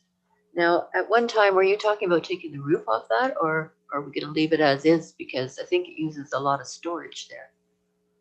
Through the mayor, there was, this actually goes back to the 2012 master plan that indicated that the pavilion itself or the roof structure may need to be addressed. We did have an engineering study done a few years back that said, the structure is fine, doesn't necessarily need to be replaced. I'd like to keep it. I think it adds to that heritage aspect of the park. So the pavilion upgrades there are really looking at the washroom or the lower level upgrades, accessible washrooms. There's a lot of space downstairs that's not utilized, the old concession, etc. Okay, no, I definitely hope to keep the roof. It's sort of like a cultural thing. Thanks. I would agree. Yeah, then if we took the roof off, we'd just have to call it park. It'd be no longer Heritage Park. Okay, and I have Deputy Mayor Brennan next. through you, Madam Mayor, to Scott. This is, I don't know, maybe more of a statement than a question, and I don't know if there's anything we can rectify this. In Clear Skies, we have the walking trail, and we're spending like $250,000 on the walking trail. And it's through the walking trail, and correct me if I'm wrong, or if I'm not correct on this, but it goes through the bush to the north part of that subdivision, and then over the lands where the water pipeline runs. So the developers are, have to give us parkland or cash in lieu. Now, the land they're giving us, they can't use anyways. They can't develop on that over the water pipeline, and they can't touch the bush area. So are they giving us any cash in lieu to support this walking trail? Because really the land they're giving us, they can't use anyway. So they're not doing us any favors by giving us that land. So that's just kind of a comment or a question. Thank you. Through the mayor, I'll have to go back to how that was funded exactly, and I forget the exact from a parkland cash in lieu perspective. I don't have that handy, but I would agree. The trail itself, the majority of it along the eastern part of the development is pretty much sitting on top of the Lake Huron pipeline easement. And would be, and we're just taking advantage of that. So I don't believe, I'll follow up with you on that, but I don't believe it was included in the cash in lieu for parkland. And just to comment, so that 215,000, it is 90% covered by development charges. So the development charges are paying for that portion. However, that wouldn't be related to the parkland. Rob might be able to shed some light on that as well. Yes. Is there anything else for Scott? Seeing nothing, I think then we can move on to Rob's presentation. Here we go. Thank you. So at this time, I'd like to introduce Rob Cascadian, the Director of Public Works and Engineering. And during his presentation, he'll be talking about different parts of his department, and we will pause for questions and stop for questions after each larger section, such as transportation or environmental services. Thank you. Good morning, everyone. So yeah, we have quite a bit of ground to cover here. So I'll start at the top, and certainly if I don't spend enough time on any, please ask me questions. So a number of these projects you'll notice are carry forwards, and either straight carry forwards or add-ons to existing ones that will carry forward. So off the top is the Melrose Street light pole replacement. So that was intended to be done in 2020, and we had deferred that to 2021. It's just aging infrastructure in the poles. They are essentially rotting out at the bottom, and time for replacement. We have upped the budget on that. I think originally it was 75,000. We increased it to 100,000 after getting some quotes and looking to do some electrical work as well. Second item, the 125,000 for streetlight replacement and expansion. So that's really looking, starting in 2021 and carrying forward to set aside some money for streetlight replacements instead of just kind of looking here and there. The intent will be to do an assessment of our streetlights and see where replacements are required. And we do know that we have certain areas that are either not lit at all or underlit, and there may be a point at which we want to expand into those areas as well. A good example, I'd say right now, is actually on a county road, but within Ilderton, where the north half is lit, but the south half is not well lit. The next one, the concrete sidewalk replacement. So that 300,000 is made up of 150,000 budget from 2020, and then another 150 for 2021. The intent would be to complete the areas identified for Ilderton that were intended to be done in 2020. We would complete those first, and then look at additional areas in 2021, either additional replacements, or the long-term goal would be to expand into areas that don't currently have sidewalk, with a priority being given to kind of connecting links between different parts of communities. Old River Road reconstruction. So this is a big one. This is just the front end. This is really the engineering to kind of kick things off on this project. This is for some additional geotechnical work, and then the commencement of civil design. So then we can get into design, determine if and where we need property acquisition and then move forward with final design. Hot mix resurfacing program. So this is a continuation of a budget that's been set aside for resurfacing asphalt roads within the community. So this will be based on recommendations from the adopted road needs study. So we don't have specific locations yet. We have a good idea of what our plans are, but we'll be listing or coming up with a list of areas that we plan to undertake in 2021. The next road, so this would be similar to what we did with Medway Road over the last 2 years. It would be a complete rebuild of the road structure and widening out to probably an 8-meter width. So this would be the first section from Milderton Road down to Sinclair, with the intent in future years to continue south. And then $400,000 for Clark Road resurfacing. This was a carry forward as well. This is just to complete that area up to Plover Mills Road, where it's already tar and chip further south. And next slide. Okay. Garden Ave, Wellington Street, storm sewer upgrade and road reconstruction. So I know Councillor Scott touched on this earlier.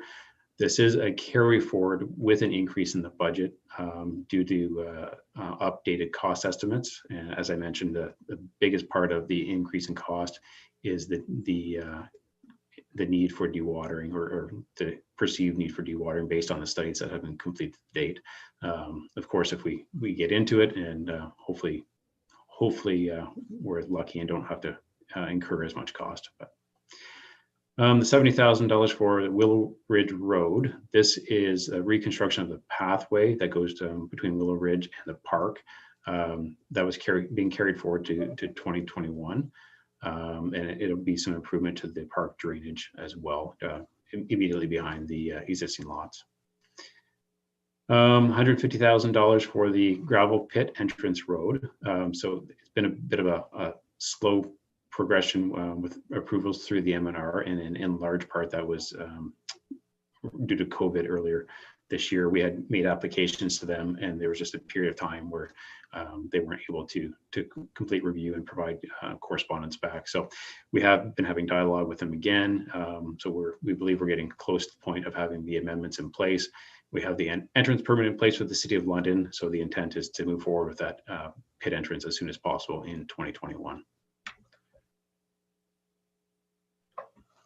On to structures within Transportation Department. So we have, based on the last structure inspection study that was completed, we're recommending the replacement of 4 structures. Like Tiffany said, we're in pretty good shape as far as structures go right now, but certainly we want to start a program to keep up to date on replacements or rehabilitations where necessary.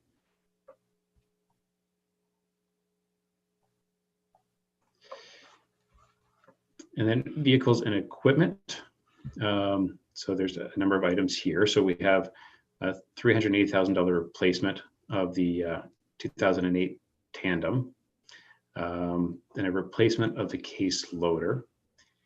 And one thing to note here is we are preparing a report to council right now, looking for just for fleet overall. But one of the things we're looking at whether or not this replacement of the loader would actually be better suited to becoming a new loader. So currently we have 2 loaders, and the addition of a 3rd loader. So if we were to keep the 2009, it would essentially become like a spare, but it would probably be the one that would remain at the pits. It would relieve it would lessen the time required to move loaders from one site to another, because typically we like to have one in Delaware, Denfield, and then one of the pits would be ideal. So that's a possibility. If the numbers work, then we'll bring that forward to make it a new loader as opposed to a replacement.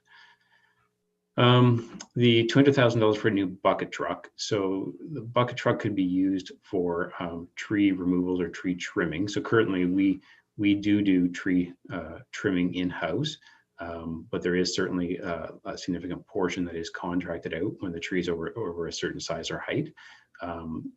If we were to purchase a bucket truck, that would allow us to bring the bulk of that work all in-house and rely less on a contractor for that.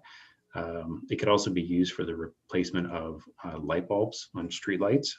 And we've also talked to community services that it's expected that they would have some use for the bucket truck as well, whether it's putting up signs in downtown areas or replacing lights at community service locations as well. The $300,000 for the new excavator. So this is kind of a combination. There was a carry forward of a backhoe from 2020 into 2021. And the budget on that was $175,000, I believe, at the time. We would like to increase that budget to $300,000 and purchase a larger excavator. This would allow us, instead of renting an excavator for construction projects like the reconstruction of Medway Road or Van Eck Road next year, is that we wouldn't have to do the rental. We'd have the excavator that we could use in-house. It would also speed up ditching time when we're doing ditching in different areas. It can be used for that. There's other, it could potentially be used at a pit as well. So it gives us better flexibility than the smaller backhoe. The $65,000 for the trailer that would be just essentially to float the excavator from location to location. The 3/4 ton pickup with the plow and sander. So this, again, the intent here is to be able to bring in some additional winter maintenance that's currently contracted out. There's a section of road, I believe it's Frank's Lane, just south of Gainsborough, where we contract that out because of the nature of the road, and there's actually a crossing over the CN rail.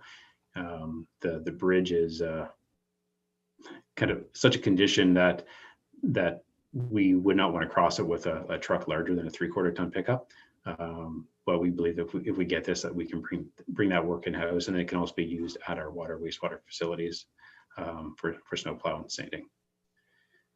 And the addition of a new half-ton pickup truck, that's essentially just to better complement our staffing levels and to reduce the need to drive larger trucks such as a 1-ton pickup or a tandem from site to site, depending on the job. It's obviously if an employee can take a half-ton pickup and use less fuel and put the wear on a cheaper asset, that's better in the long run.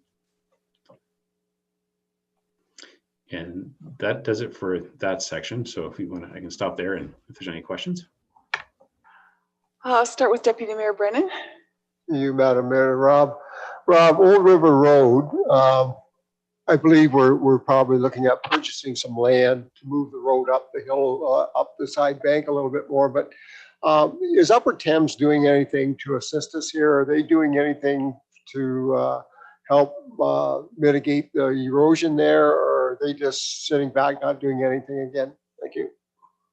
Yep. So through Madam Mayor, both myself and Michael and I have had discussions with Upper Thames, and so Upper Thames is not actively looking at the area for erosion. They are definitely willing to assist us with a review of what we intend to implement in that area, and we've had discussions with them regarding funding opportunities and whether there's anything through the Conservation Authority or if they knew any other funding through MNRF. And we've also had meetings that they were involved with the Ministry of the Environment as well, looking for funding opportunities. So I can't say they're actively doing anything on their own, but they are definitely a support and I guess an ally on the project. So we intend to utilize them however we can on the project. Councillor Shipley and Councillor Heffernan.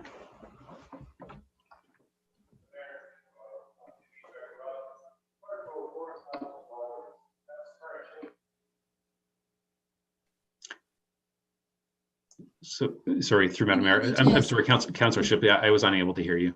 Sorry, I wasn't on there, Rob. $400,000 for Clark Road resurfacing. I'm assuming that's going to be tar and chip. That's correct. So how often does the tar and chip have to be replaced? I guess what I'm getting at here, and I know this through the road needs study, how often do we tar and chip it as opposed to we just be paving it? Yes, so tar and chip is depending, it depends on the number of vehicles on that road, but I'd say you're in the range of 7 to 10 years. Asphalt, typically the first time that we do it, it would be like a shave and pave that you would take the top coat off and replace that before you do and maybe even twice before you do a full reconstruction. So you're probably, at 15 years ideally before you touch the asphalt road. We have a number of, this maybe gets into a larger discussion about converting a gravel roads over to tar and chip. Tarring and chipping is significantly cheaper than asphalt. There is also some other soil amendments that we are looking at, kind of researching to see whether or not this may be a good test area to try to see if a tar and chip road, if we can extend the life by doing some amendments in the gravel. Okay, thank you very much. Heffernan? Through the mayor to Rob. This is going to the extended projections, but the Coldstream Road realignment, what is that? Is that to do with Five Corners? And we're just doing a little bit. I think there's different departments or different sections where it's added as well. Can you just clarify what that's for? Through Madam Mayor, yep, absolutely. So yeah, you are correct. It does have to do with the realignment of the Five Corners at Glendon Drive. For the roundabout to be constructed, the intent is to realign Coldstream Road. Although it would probably be possible to bring the fifth leg in there, it will make for a better intersection if Coldstream Road is realigned. So the intent in the A, there's an alignment that was identified that Coldstream Road will be realigned to the west and then come back south to Glendon Drive. And the street that it lines up with just it eludes me at the moment. But so the intent, the budget that's within the transportation department is the actual road reconstruction portion. And then you'll see amounts in the budgets under water, stormwater, and wastewater, and that is for the servicing within that road corridor. And part of that is going to relate to what development might occur along that stretch of road.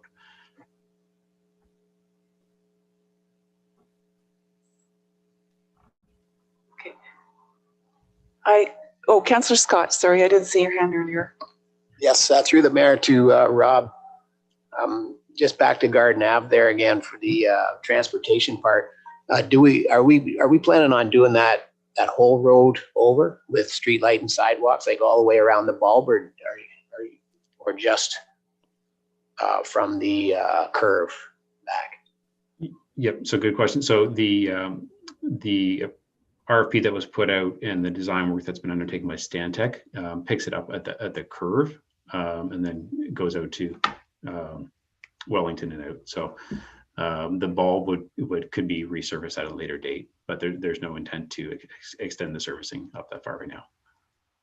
Okay, so the 800,000 is just from that curve to basically Wellington Street.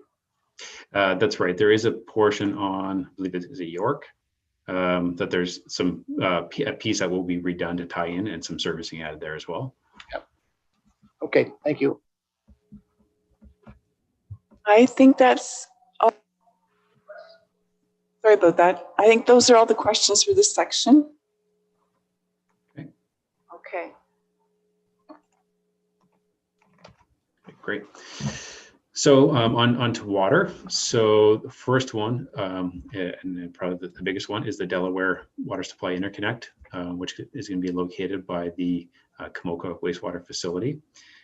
So this is a carry forward, and the holdup here has been the purchase agreement of the land that we've been working with Infrastructure Ontario with.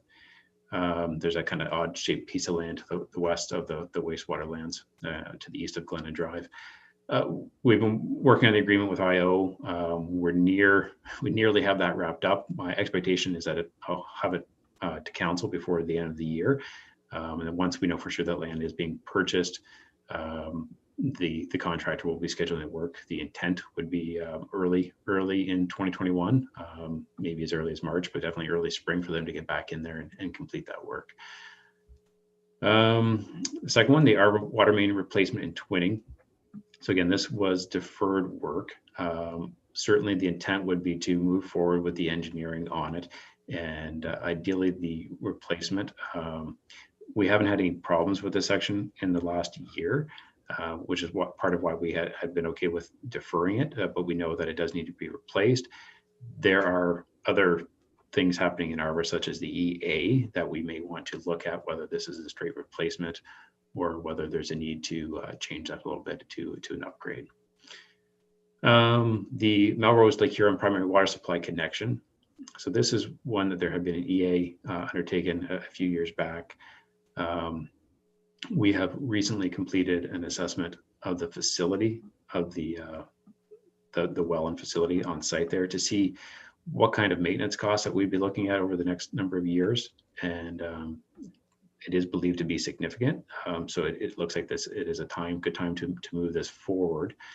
So the $93,000 would be the initial engineering for the connection, essentially, to the Lake Huron water supply, with the construction of it coming either in 2022, or if we're able to push it off another year, we can do that, just depending on timing.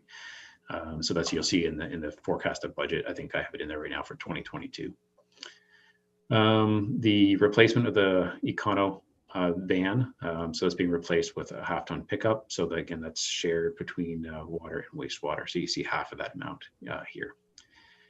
And then the SCADA replacement. This is another shared item with water, between water and wastewater. There was a small amount of work done in 2020, kind of in preparation for the larger work, but it's for wastewater monitoring and operations. Sorry, for water and wastewater monitoring and operations. Would you like me to stop there for questions, or would you like me to go through each of the wastewater and stormwater as well? That's a good idea. Is there anything on this section before we move on to the next? Deputy Mayor Brennan. You, Madam Mayor, Rob. Phase 2 for the Delaware water supply connection. Is that the last phase? Like, once we get this done, then that will be all connected up? That's right. I mean, so once that is complete, then we can disconnect from London. Yeah. Super. I'm glad to hear that, because of the line that runs between us and London is subject to problems at any time. So it would be good to get this done. Thank you. Oh, sorry. Go ahead, Rob. Oh, so yeah, sorry, through Madam Mayor. And I was just going to say, the other good point about getting that done is we know that there'll be a cost savings on our supply costs of the water. And I think it's significant. I think when I had ballparked it previously, it was maybe around $100,000 a year. Councillor Scott. Yes, through the mayor to Rob, I was also speaking. We'll be glad to see that connection done there also. So I'm understanding, and I didn't know this part, I know we were waiting on some results of archaeological stuff that's been passed, I'm assuming.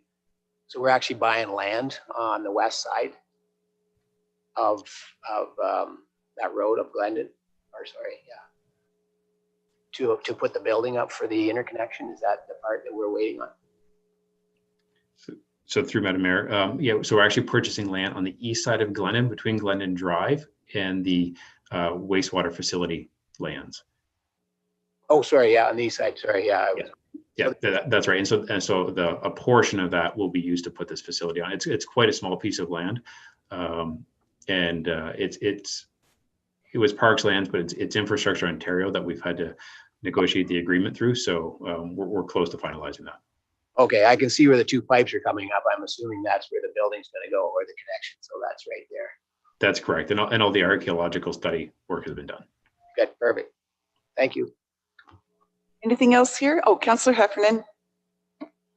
Through the mayor to Rob, the Melrose getting Lake Huron water, was there an issue with the wells in Melrose?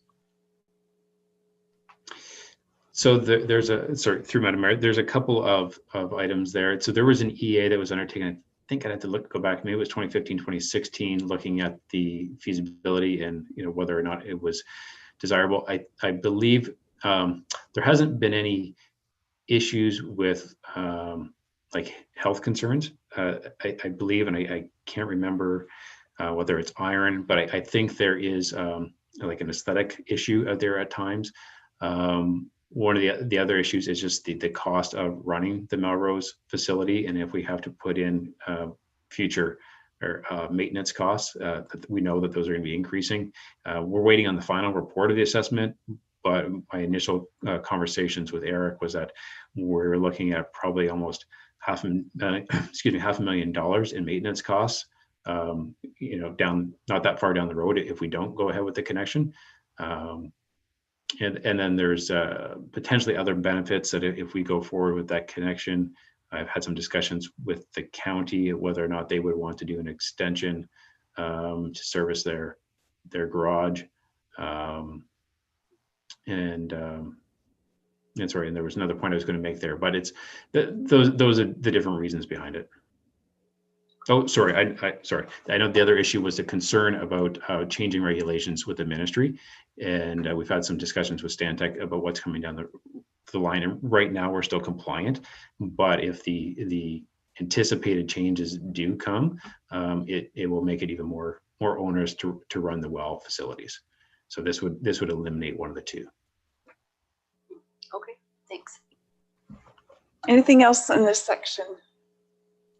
I see nothing. I think we can move ahead, Rob. Great. So on the wastewater side, we have the EA that's underway with Stantec for ARVA. So I'm carrying forward the bulk of what was budgeted, knowing that the bulk of the effort will occur in 2021, but that is currently underway. The Ilderton treatment capacity upgrades. So this is preliminary design or upfront design for the future upgrades and expansion to increase the capacity of that facility. So the intent would be to have the design work done. So we're ready to go, have a good idea of actual costs because we know it will be a big ticket item, and then adjust our forward budgeting accordingly. The Kilworth wastewater treatment facility demolition, that was just a straight carry forward because we were able to wait on it. So we had deferred it to 2021. We can move forward with that this year. Of course, unless if there is a need for us to defer that further, that is one that is also easy to defer. The Kamoka Road force main replacement. So we know that the Kamoka Road force main and pumping station are both nearing their capacities, especially with future development north of the wellness center and other intended development in the area. So the intent is to look at the capacity of the existing, complete the engineering. So this is for the engineering of the replacement, and then we would, although I've shown budget for it in the future, if we can defer it a couple of years before we actually move forward with it, then we would do that. But the engineering would be in place so that we're ready to move ahead when we can or when we need to. The SCADA replacement, so this is the other half that's shared with water. The Kamoka treatment plant headworks. So there's a little area there that should not identify filters there. This is just the headworks. So this is the engineering component for the headworks upgrade that would come later. Again, this is us, we're taking projects and trying to stretch them out over the 2 or the 3 years to kind of a more feasible time frame, that instead of trying to, we know we can't, some of these you just can't do the engineering, the construction, and the cleanup in 1 year. So the intent is to ideally do the engineering upfront in 1 year and then follow with construction a year or 2 years or maybe even 3 years down the road, depending on the need. So this is just the engineering for the upgrade of the headworks. And then the line item below that, the $1.5 million for the treatment plant filter upgrades. So we've undertaken preliminary engineering this year, an assessment of the filters. And so this $1.5 million would be the detailed engineering and the implementation of the filter upgrades for the Kamoka plant. And this is replacement of filters that are essentially outdated and at the end of their life. So the intent will be, I mean, it's a replacement with better filters than are currently there. So, and then the next one is just a replacement of the Econoline van with a half-ton pickup. And again, I'll stop there and see if there's any questions. I'll start with Councillor Arts and we'll go down to Councillor Heffernan. Through your Madam Mayor to Rob, when we do a engineering report, I can see why you want to get that done before the how has it got a best before date? Like how long is that report good for to do a project? Like does it run out after a year or 2 years or never runs out or? No, it's through Medicare. It's different than an EA. So an EA is usually valid for 10 years and then it would go stale. The engineering it doesn't so much have an expiry date. If there was something dramatic that changed in regulations, I suppose you'd have to go back, revisit it, and amend it where necessary. But other words, you can take an engineering to final design, put it on the shelf, and then when you're ready to move forward with construction, pull it off, and away you go. Right. So that's a nice thing about. I know it's some upfront cost doing the engineering ahead of time, but it puts us in a better position, I think, for budgeting down the road because we have more accurate budget numbers. And then it also allows us to be in a better position to say move forward with funding opportunities that come up because they're shovel ready. So, thank you, Councillor Heffernan. The mayor to Rob. It kind of relates to Councillor Art's question, the ARVA EA. So we needed to go ahead with that before we could proceed with subdivision or development. If that development doesn't occur, so you're saying it's about 10 years this is good for or less? so through that. I just want to, and like, does this commit us to this building this wastewater for ARVA? Yeah, so through Madam Mayor, so the EA is valid for 10 years, and then if it gets beyond that, you'd have to go back and essentially just do an update to it. The EA process will come up with a preferred alternative to move forward with what should be done there. Of course, it's still up to the municipality whether or not we implement that. So it doesn't force us to move forward. It just directs us in what the intended best way of moving forward is.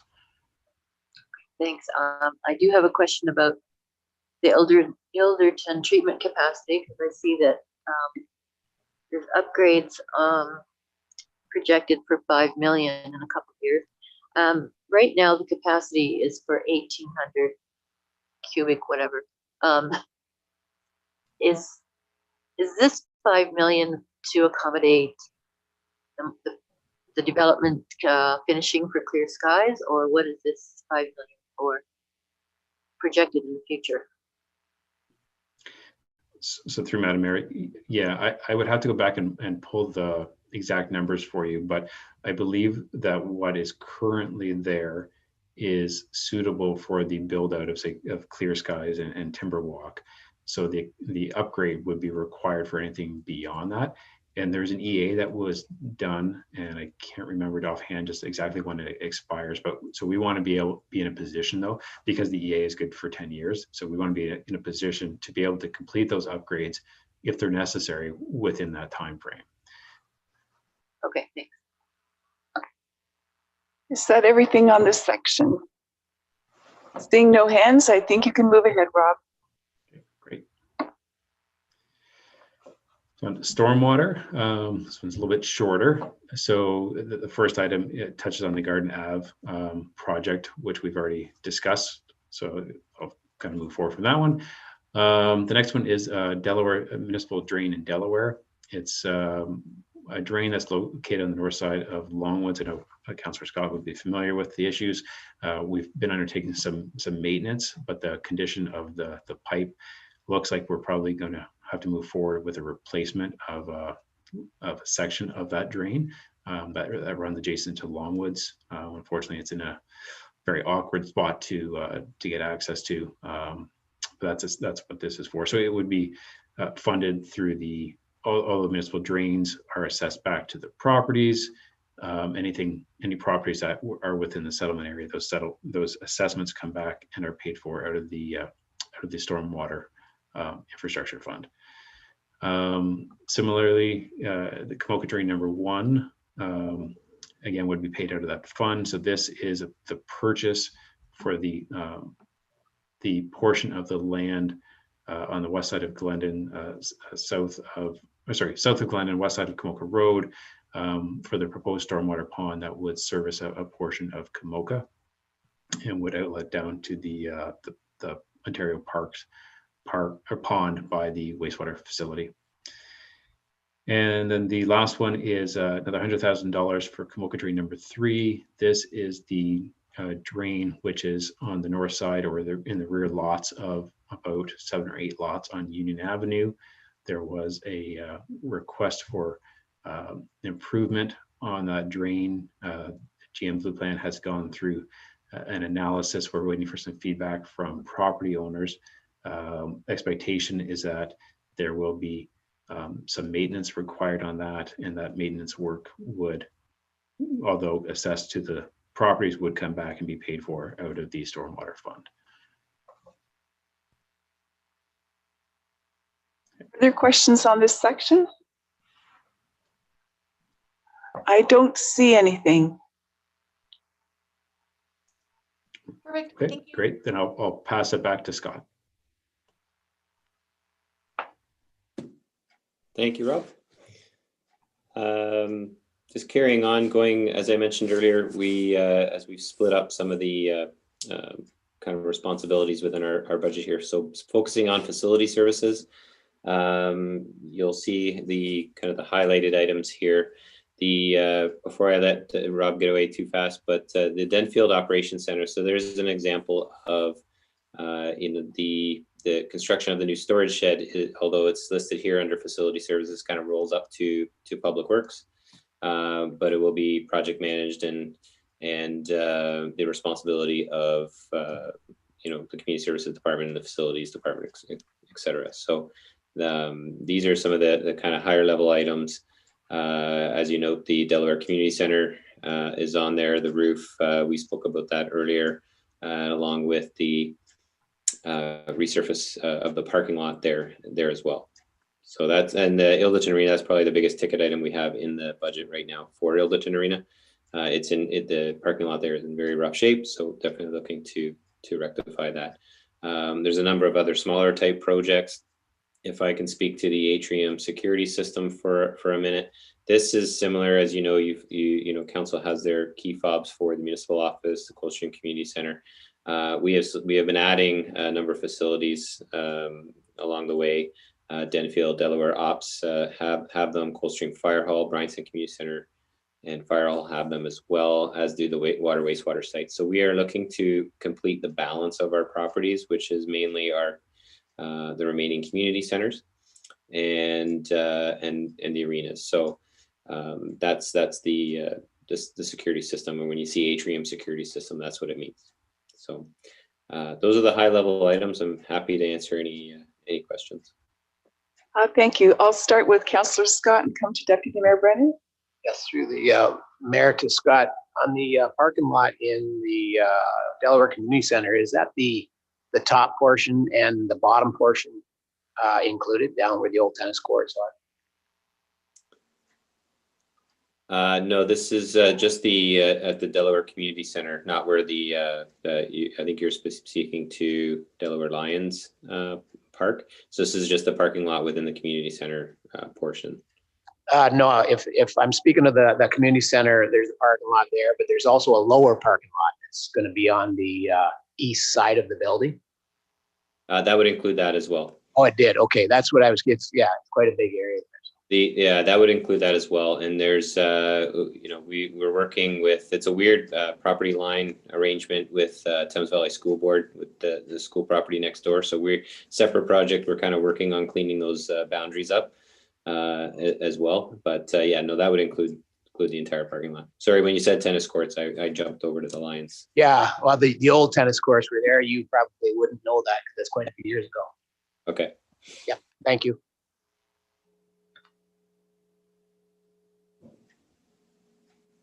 Go ahead, Deputy Mayor. I was just Through asking. you, Madam Mayor, to Scott.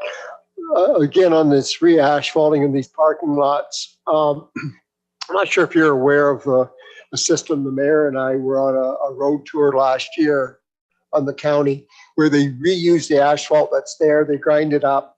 They add a little bit of new asphalt and a little bit of cement with it and relay it. And it's just like a brand new surface. Now, I don't know if your plans are to take the asphalt away or put all new stuff down, or if you're aware of this system where they reuse what's there and just add a little bit. Apparently it's quite a bit cheaper. Through the mayor, certainly something it's something we could look at as part of the project. I think the intent was to do, the standard typical replacement, depending on, I'm not an asphalt expert, but obviously in the high traffic areas, look at beefing up, the subgrade and all that kind of good stuff underneath. But it's certainly something we can look at. Okay, Councillor Heffernan.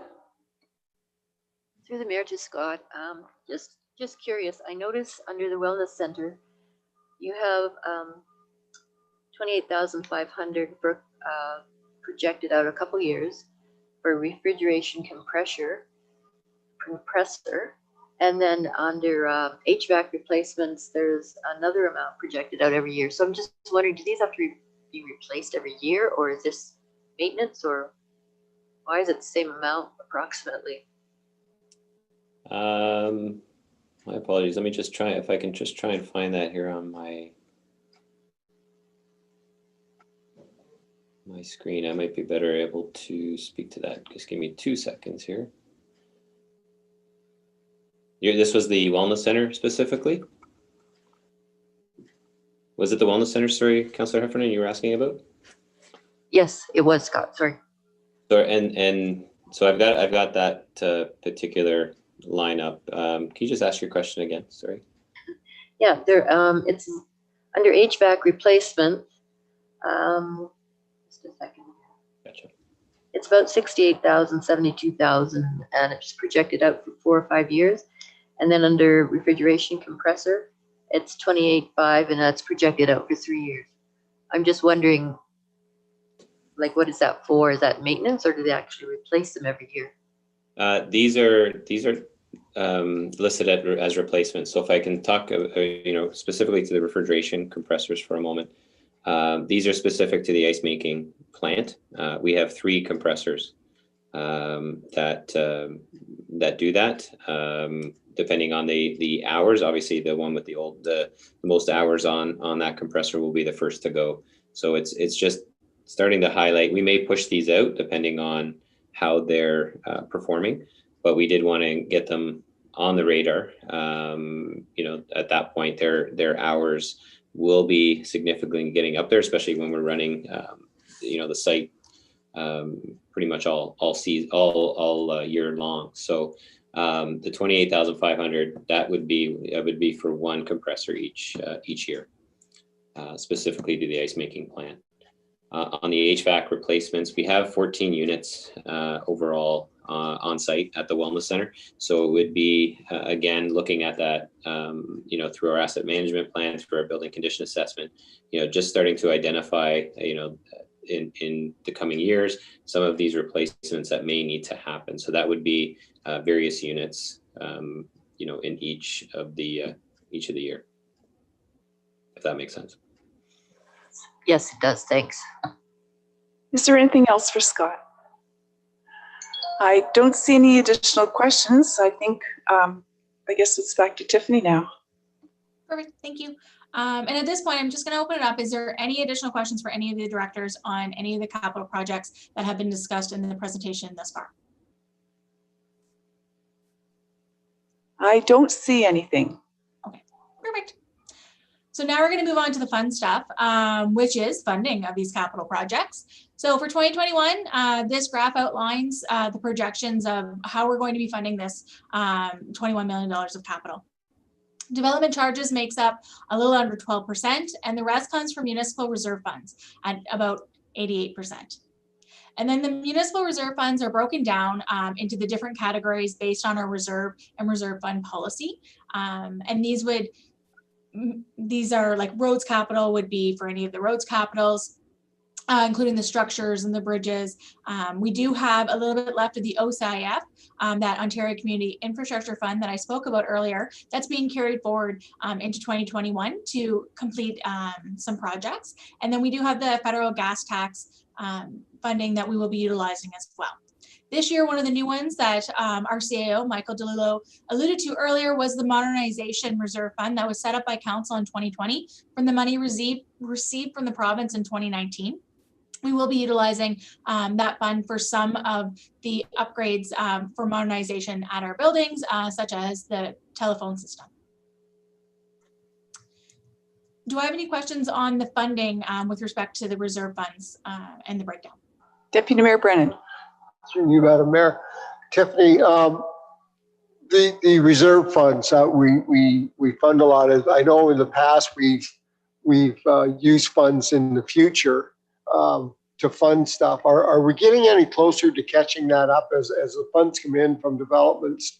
Are we shortening that gap where we've used money from the future to bring it back in line? Oh, yeah, and through you, Mayor DeVete. So that's a great question, and the answer is somewhat.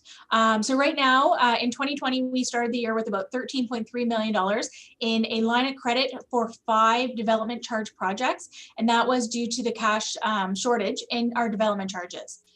In August of 2020, I was able to pay back to Infrastructure Ontario about a little over $3 million related to 2 of the projects that we had actually received money into our development charges. So the cash flow due to the amount of development that you're going to see with our Arnie's team in the building. So bringing in those development charges, that's great for our cash flow. But we still have 3 of those projects that are being funded from this Infrastructure Ontario line of credit because of the cash flow shortage. What the plan is in 2021, although I'm not recommending any new debt related to our 2021 capital projects, I will be entering into actual debt agreements for those remaining 3 development charge projects for that cash flow shortage. That will be paid for by development charges, and it will pay off that debt. So the tax levy, our user fees, they won't see any portion of that. It will be completely development charge. But as all those 3 projects are coming to a close, such as the Ilderton treatment facility, that phase 1 that it's finalized now in 2020, as it's coming to a close, that final report, I will be taking it to Infrastructure Ontario to transfer from like a line of credit essentially to an actual debt borrowing. So although it has improved slightly, we are still in that situation, and I anticipate us being in that situation for many years to come, just on that cash flow. And especially when you were looking at, and when we were speaking about that water and wastewater, those future development and those costs of those capital projects coming down the line, that will only increase that gap with the cash flows. Follow up, Madam Mayor, through you to Tiffany. Tiffany, I know we just looked at the development charges on different things and up them a little bit. How often do we look at raising development charges on different aspects to keep in line with the increased cost? So through you, Mayor DeVete. So every year, development charge study is required every 5 years. So we did it in 2019.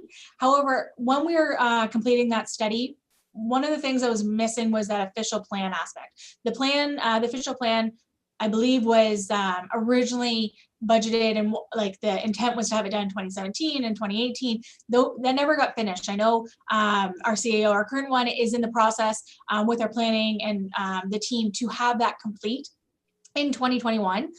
In our operating budget, you will see that I am put in for a development charge amendment to our study in 2021. This will be near the end of 2021, and it will capture the changes to the community benefit charge. So that would be within community services, we can actually charge up to 100% for growth related projects versus just the 90%. So we lose that 10% statutory requirement to, so we can actually go up to 100% if it is 100% growth related. So that will be part of that amendment. Our official plan results will be part of that amendment. And in the operating budget, you're going to see within the Public Works Department, they're doing some service master servicing plans.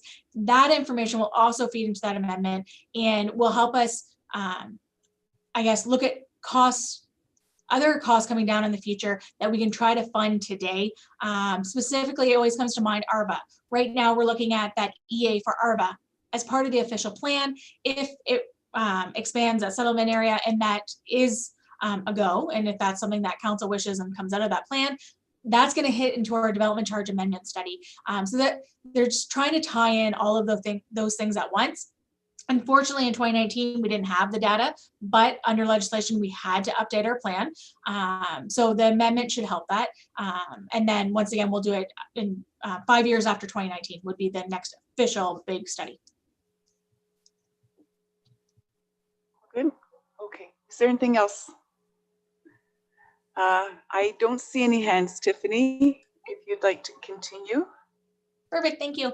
So now we're just going to talk about some 2021 capital budget information. So earlier in the presentation, you heard about all the capital projects. You've had the schedules of what we're doing in 2021, what we're going to be doing for the next 5 years, how we're funding those. And there's just a few pieces of information that I like to provide council and the public with, just so you know, have a well-rounded idea of what's happening with the budget this year. So our annual repayment limit is 25% of our own source revenues when we're talking about debt. That is a ministry requirement. The municipality has our own debt policy in which we state we have to stay at around 17% of our own source revenues. And we are below that at 14.06%. As per the last update, the annual repayment limit update that was done with it was a drainage bylaw. I have no projected debt borrowings for 2021. With the exception of the debt borrowings related to the older projects that were funded by DC. So that was a line of credit. It was a construction line of credit. It does eventually have to move into a debt borrowing or be paid off. We are not in the position in our development charges to pay that off. So that will be something that council will see most likely in February or March related to the 3 different projects that will be actual debt borrowings, but fully covered by development charges. The debt allocation is outlined here, and you'll notice that the majority is water and wastewater, and those would be the projects because that's the area that we're growing in the most. And then there's a little bit in personal debt that we do for tile drain loans or municipal drains, but that's very minimal. We have the healthcare, that's our medical center, that debt. And then there's some in roads. Recreation would be your wellness center. Roads would be your operations center, as well as we did a road reconstruction project and street lights a few years ago. And fire is that the Coldstream Fire Station right here at the municipal office. But it's always important when you're looking at debt is who pays it and where is that burden falling. So the burden doesn't always fall on the tax levy. So those are people paying their property taxes. The majority does fall on development charges, and that was due to growth. And that is a lot to do with that the cash flow aspects with our development charges, and eventually we will be catching up, but I don't see that in our near future. I would say 5 years plus, maybe even 10 years. User fees would be your water and wastewater, and tax levy projects. Those are the projects you're seeing at the wellness center or roads, those that benefit all. And specific users, those are the municipal drains, tile drains that I mentioned earlier, a very, very small percentage. So next we're looking at development charges. So I spoke about it earlier with our cash flow issues with respect to development charges. And essentially it's that we need to put that infrastructure in place in order for the development to go forward. So you need pumping stations, water, wastewater, treatment facilities in order for the subdivision to actually happen. So development charges are collected from developers at the time the building permit is issued, and these fees help to pay for that future development related to development. It's always important to remember development pays for development. The last development charge study was completed in 2019. And there are some items that will be identified in our 2021 development charge amendment study. So the timing and council would be involved in that process when that happens. But we do need to ensure that the timing aligns with the completion of the other projects. So the data that we're getting and we're using is, I guess, great. Reserves and reserve funds.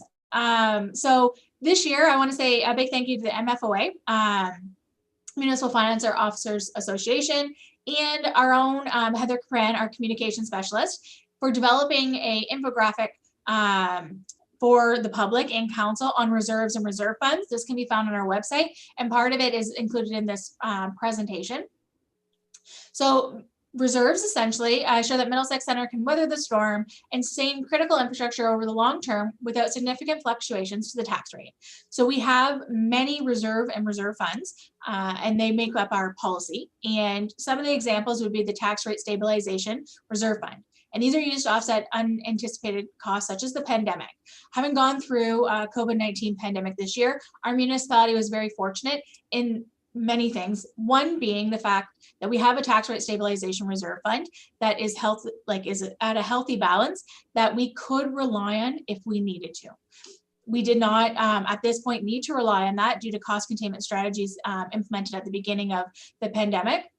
However, having that tax rate stabilization reserve fund does benefit the municipality. We have reserve funds set up for water, wastewater, and stormwater, and those are rate supported. And we have other obligatory reserve funds, such as development charges and parkland reserve funds. And those are set up, and obligatory means that it's by legislation. You have to use it for specific items under legislation. Council does not have the authority to override that. So how they work, they're established by council or the province. So the majority of our reserve funds are established by council, and they're passed under our bylaw with respect to the policy for reserves and reserve funds. And this outlines how we can utilize that funding. There's a strategy in place in order to make sure that we have sufficient levels, and it is for the long-term financial sustainability of this municipality. And it's to avoid things like long-term borrowing when that's not appropriate in the situation, or sudden tax increases. Nobody wants to go and nobody wants to do this to the taxpayers where we'd have to increase taxes next year by 10%, but then the following year decrease by 5%. They want to see something stable, and they want to be able to project into their future, just like any of us, as we all do personal budgeting as well. We want to make sure that these are realistic costs and that we can afford them. And not only for the municipality, but for our taxpayers. So it is a strategic management tool that we use here at the municipality. And we do have I would say we have a good balance in our reserve funds at this point that needs to be improved for the future. So at this time, we are funding our reserve funds through our tax levy every year and our user fees, specifically water, wastewater, building department. And we're also utilizing a lot of those reserve funds as we pay for current capital, which means that we're not saving as much for our future that we need to do. Because of some of our delays in completing capital, as we mentioned in 2019, 2020, where things are moved to the next year and put off, it does make our reserve funds look a little bit healthier. However, once all those complete, that reserve fund will be depleted. So we do need to make sure that we are transferring in the appropriate amount. And it's always important that we use it for the intended purposes, and they're not used for unintended purposes. And that is what I would say is my job to recommend to council, and council's job to approve overall. So when we're looking at our reserves and reserve funds over time, this graph outlines where we're projected to be at the end of 2020 based on the information that we have, and then where we're projected to be at the end of 2021 based on the reserve transfers going in from our operating budget and the uses that we're using them for in operating as well as in capital.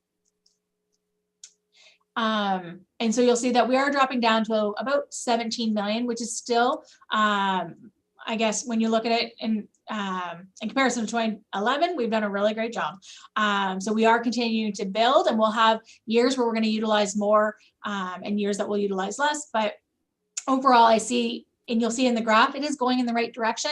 And hopefully we can kind of correct this in 2022, 2023, as we go forward. At this point, I'll stop and ask for questions with respect to like the reserves, reserve funds, debt, anything. Are there questions on reserve funds? I'll start with Councillor Scott. Yes, through the mayor to Tiffany. These reserve funds, I see in accounting wise, they're probably all separated into different funds. Are they all, is all this money in one bank account that we're investing, or is it several bank accounts, like one for each reserve fund? And I'm just asking if the cash is really like there in each fund, in each account, or is it just a total? Yep. So through you, Mayor DeVete, there are, so for the obligatory reserve funds that we have, the development charges and the parkland reserve fund that we talked about earlier, those are separate bank accounts. So development charges and parkland has a separate one.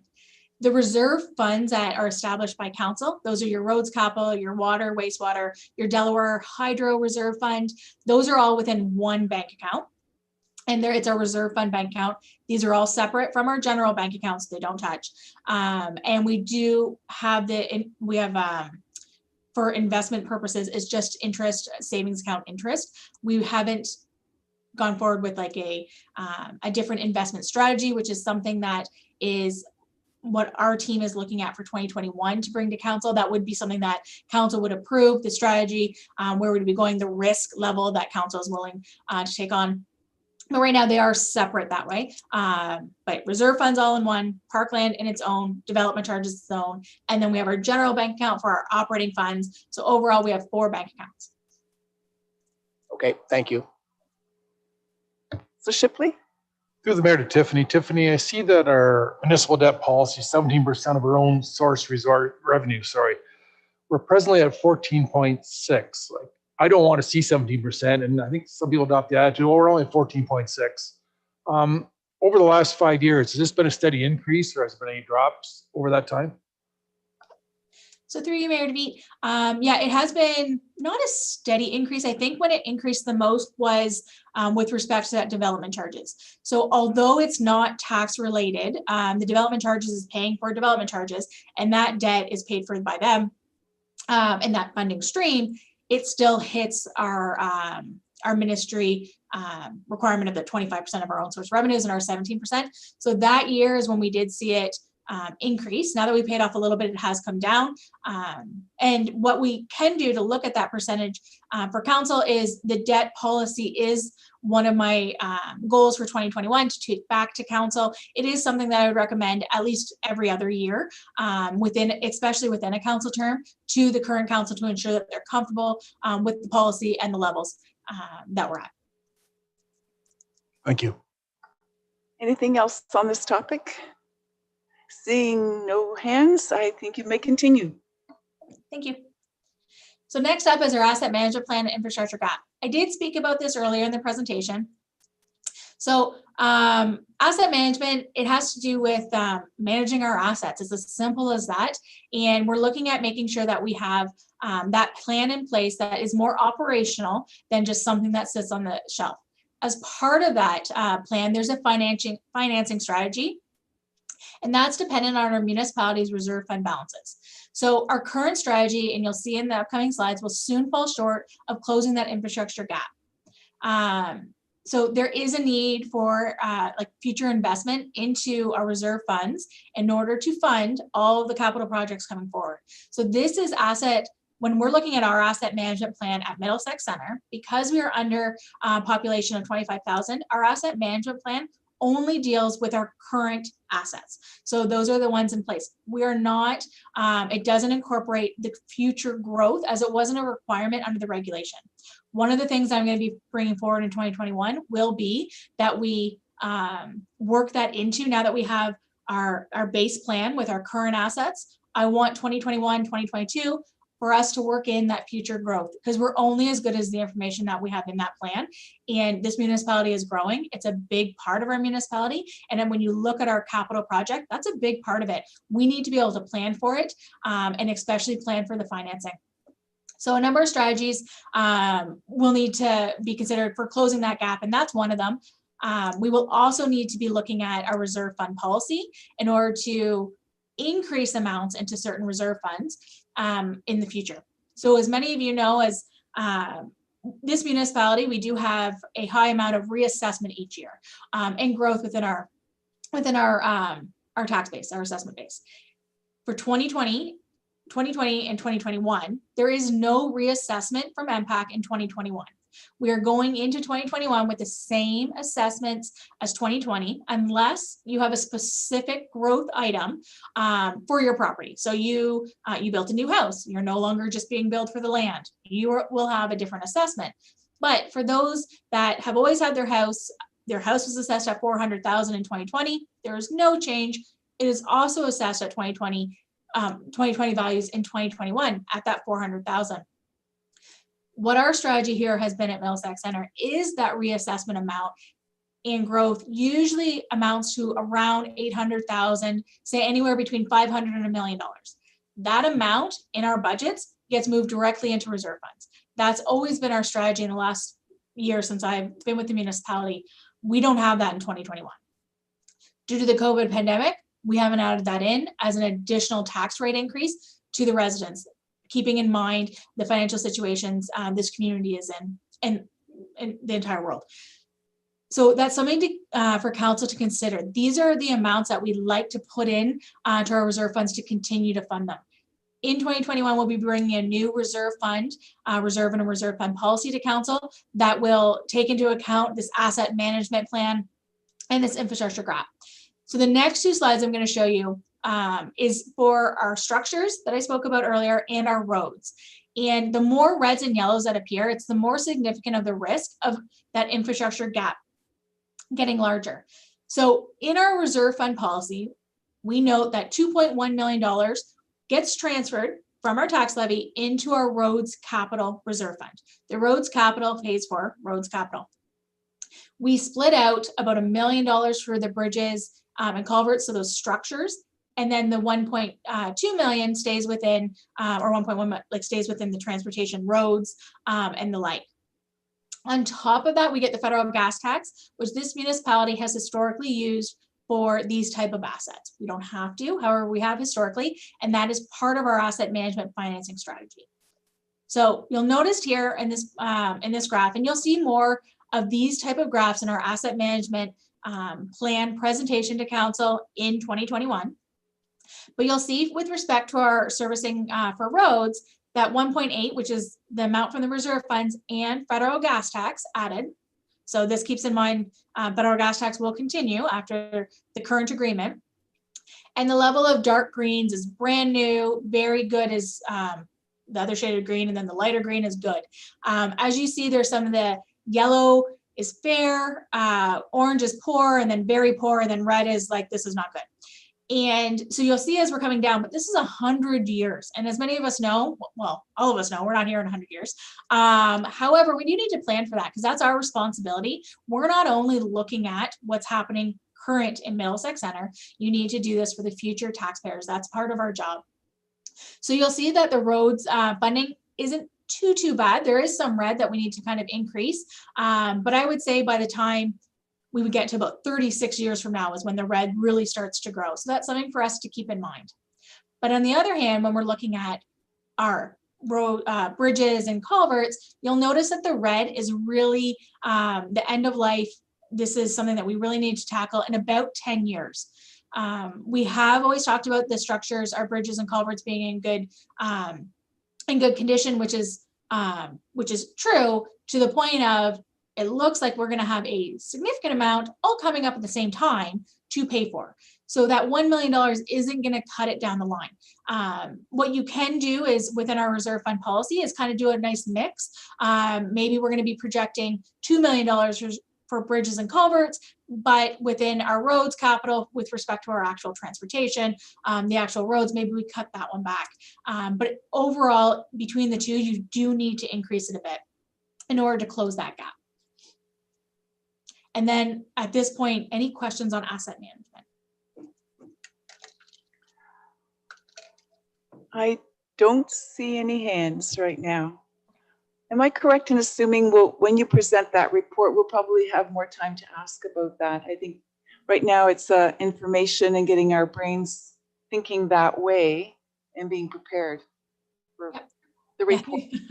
Through you, Mayor DeVete, that is exactly correct. So when you receive the asset management plan, you will have a presentation that'll include our staff as well as staff from Watson's and Associates going through this, and they'll go through in more detail.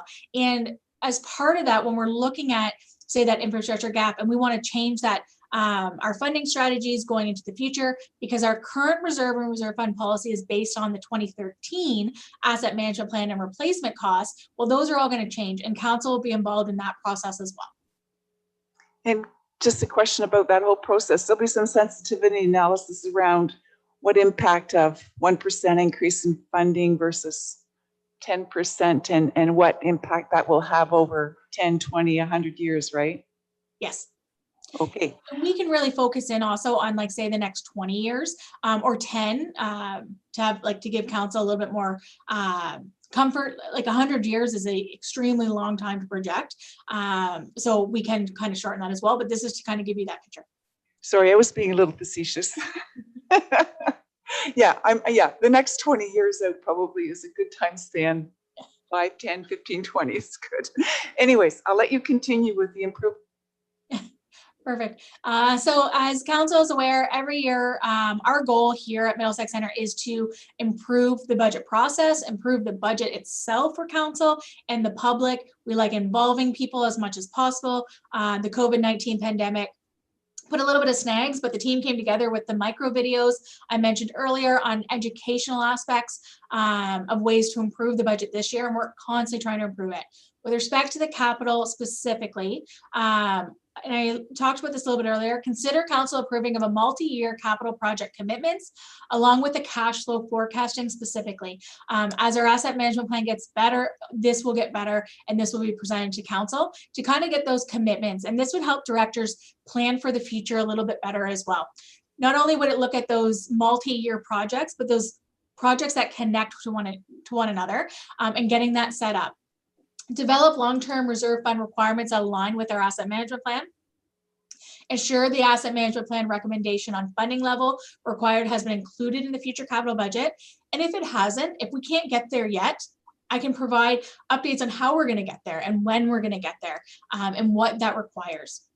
And refine the fiscal strategy and set financial policy. So there's some more policies for 2021 I'm looking at internally. And one of those being something like an investment policy. We have one that we have utilized, and we need to improve that. We need to bring more stuff forward so that council understands this entire program, the entire budgeting program, how we pay for it, and set those policies so that council's very involved. And I find when we developed that reserve fund policy back in 2017, I believe that information and being able to refer to that really does help with council as well as the public's knowledge of our reserve funds, because it is an extremely large balance.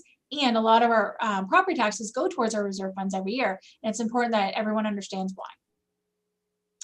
So achieving that long-term financial sustainability. So develop that municipal fiscal strategy, align it with our asset management plan, align the fiscal strategy with the strategic plan that we'll be finalizing this year, managing capital commitments and cash flows, determining future funding needs, balancing the cost between today's residents and future residents. So we do have a lot of growth within our municipality, and we need to balance those two needs because we have to remember about our current residents and think about those future ones, those ones 100 years down the line. And budgetary decisions should consider both short-term and long-term impacts. And that's where that reserve fund all ties in. And at this point, it's the end of the presentation. Thank you for staying with me this whole time. We do have the 2021 operating budget presentation coming up on December 2nd, which all the directors will be presenting at as well. And I will just open the floor for questions. Are there any questions that we want to ask today? I don't see anything, Tiffany. I'll just make a comment then. I want to thank Councillor Arts and Councillor Shipley for the work that they did on the budget and helping out with our perspective in the process. I want to thank staff for their efforts in interpreting all of their numbers and identifying priorities and then working together to come up with this capital piece. And Tiffany, I'd like to thank you for shepherding this whole process. I think every time I see a presentation, it is new and improved, building on everything we've seen in the previous years. So a lot of work has gone into this, and it really, I think every time we go through it, it just gets better and easier to understand. I think the decisions are still hard to make, but I think we've got a really good basis on which to move forward. So thanks to all of the people who were involved. And with that, we have the motion in front of us that the capital budget for 2021, the presentation be received for information. Councillor Scott and Councillor Heffernan, all in favor? And that is carried. Thank you very much for that. And I think you just have to stay on the line because we're going to move into 2021 fees and charges by law, right? Yes. Yep. Okay. Take it away. Perfect. So all the through you, Mayor DeVete, so all the directors are on the line with me with respect to our fees and charges bylaw. So as council is aware, every annually we review our fees and charges. Even during the year, we review the fees and charges, and sometimes you'll see amendment to this fee bylaw that comes to council from time to time. So this exercise started earlier this year with our manager of finance, David Airstone, took a look at other municipalities in our surrounding areas to ensure that we are competitive within the price or their fees that we were charging, and provided this information to all the directors. And many of the directors reviewed their fees that are outlined based on like our rates and fees study that was done within community services or within the building department in the rates and fees study that was done there in 2015. So at this point, I'm going to open it up to council for questions on the report. I know it is a very long, very detailed report on any of the changes. Some of them are very minor in nature, such as the staffing cost that was increased by the cost of living of the 1% approved by council. So all of those are incorporated.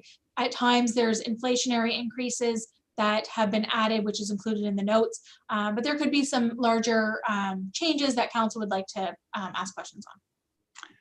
Thank you for that. I'll open it up to questions. Councillor Arts. Through your Madam Mayor to Tiffany, just need cost recovery rates on arenas. I believe it's 50%, and our community centers 40%, and is it parks 20%? I just wanted clarification. Through you, Mayor DeVete, I believe that's correct, but Scott Mayers would probably be the best to just clarify. Yep, thanks, Tiff. Through the mayor, you're correct, Councillor Arts. Right now, our aim or our goal is a 50% cost recovery with respect to ice rentals, 40% for our community center rentals, and 20% for our sports fields. That was coming off the rates and fees study that we did in 2013 and the update we did back in 2019.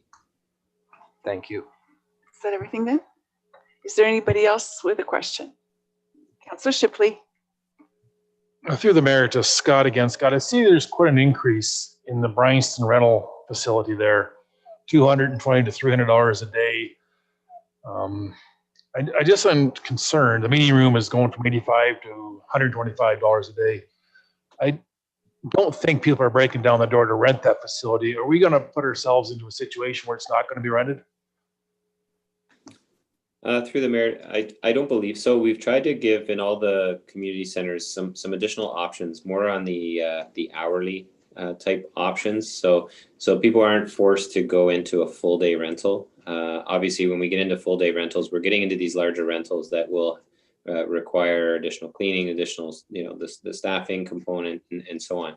So I don't feel that certainly going back to the 2019 rates and fees, it did talk about adjusting the rates to maintain kind of that for at least for the next 3 to 4 years, that 40% cost recovery. We broke down all the costs and really you look at that $220 rate for the day. I can't remember what it was exactly, some $7 to $10 an hour or something like that. So when you break it down to an hourly basis, even at $300, it's quite affordable. And you'll see that we've added a number of lines in our community centers that speak to giving more menu kind of options to our residents, so they're not forced to go into a full day rental. So hopefully that will help actually encourage people to use the facility more.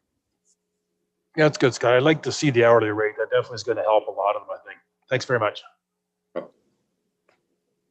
Is there anything else? Councillor Scott. Yes, through the mayor. Not sure if it's specific to any department.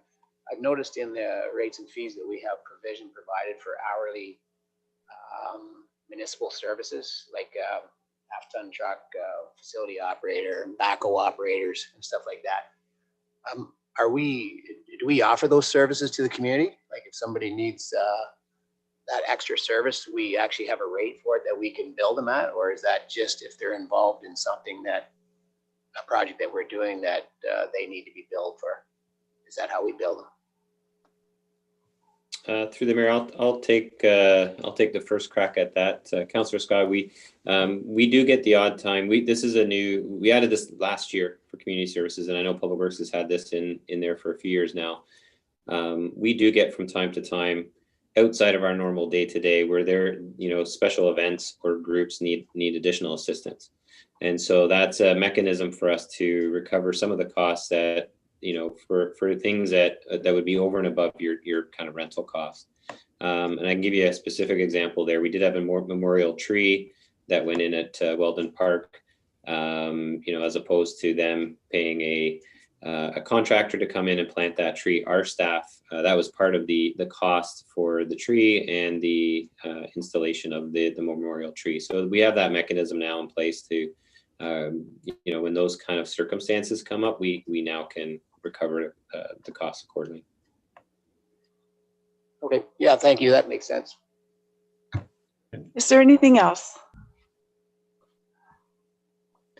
Well, I'll just jump in on the public works side through Madam Mayor to Councillor Scott.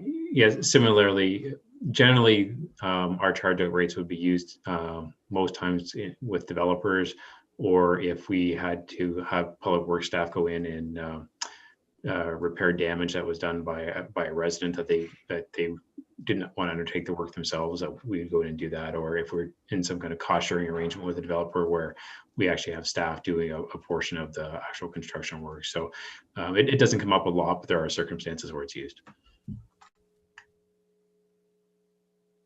Through the mayor, Rob, that's a good description there. That's what I was getting to there, was if you were doing work outside a resident's house or something like that, and they particularly wanted something done, are we willing to do that and pay the fee? You know what I mean? As far as the resident goes, if you happen to be doing a sidewalk and they wanted a piece of their thing replaced at the same time, are we prepared to do that, I guess, would be the question. So that's an interesting question. We wouldn't typically go looking for work to do for private residents. I know if you, generally speaking, contractors, external contractors, if they were doing a road reconstruction, would not take that on for private residents. It's something that certainly we can consider, I guess, based on individual circumstances. I don't think I'd want to put a particular policy in either way, and it's not something that we want to get into intrusive work on. If it was, say, somebody simply extending a slab of concrete to their property line because they have a walkway or something where it makes sense, that there might be something small like that, but generally nothing major. Thank you. Sorry, I forgot to push the button. I don't see any more hands. I think I'll entertain motions on this. The motion before is that the report CPS 54 2020 fees and charges bylaw 2021 be received, and that the clerk be directed to prepare the updated 2021 fees and charges bylaw for council adoption. A mover and a seconder, please. Councillor Arts, Councillor Shipley, all in favor? And that's carried. Okay, thank you for that report. And we're moving on to correspondence. There are 3 items. If there are no questions on any, seeing none, then the motion before us is that the items 8.1 through 8.3 listed on the November 12th, 2020 council agenda be received as information. Mover, Councillor Scott, and seconder, Deputy Mayor Brennan, all in favor? Thank you, that is carried. Deputy Mayor, would you like to give an update on anything of importance from the county, please? Yeah, I'll try to be brief here. The ambulance service did get money from the province again, $676,000 and change for an offload nurse at UH and Victoria Hospital, 16 hours a day, 7 days a week. If there is an opportunity for the people in charge that they can authorize some overtime if it is required. The only The only time where that nurse isn't available, if she happens to get pulled out of the offload thing into a merge or someplace else, then that cuts back on the time she's there. The county, as they always do, have entered into some road maintenance agreements with surrounding counties. Sometimes we plow some of their roads in the winter and they plow some of our roads, whatever works out in their schedule. So that's an ongoing thing that happens all the time. The county's inaugural meeting is going to be November 24th because we only had one name come forward to run for county warden for next year, and that is the current warden of this year, Burkhart Jensen from Lucan. She's let her name stand for next year, and that has been accepted by the county council. So the inaugural, instead of happening in December, will just be a virtual one, November 24th, to inaugurate the warden for next year. There has been some funds brought forward by the province, $300 million for businesses to help offset costs of rent, hydro costs. A lot of them aren't eligible, so we are sending a motion to the province to support businesses under Section 22 to get funding for businesses in our area to make sure they're available to get those funds. There's going to be an event, and Mayor DeVee can maybe expand on this, on November 23rd for women in politics across the county, if you want to comment on that. Sure. We're having a webinar from 2 to 4 o'clock in the afternoon on that Monday. We have a guest speaker coming from King's College, and it's going to be sort of a format of a fireside chat. So there'll be the presentation, which will focus on the additional impacts of COVID on women and work, and the greater impact of the pandemic on women and their roles.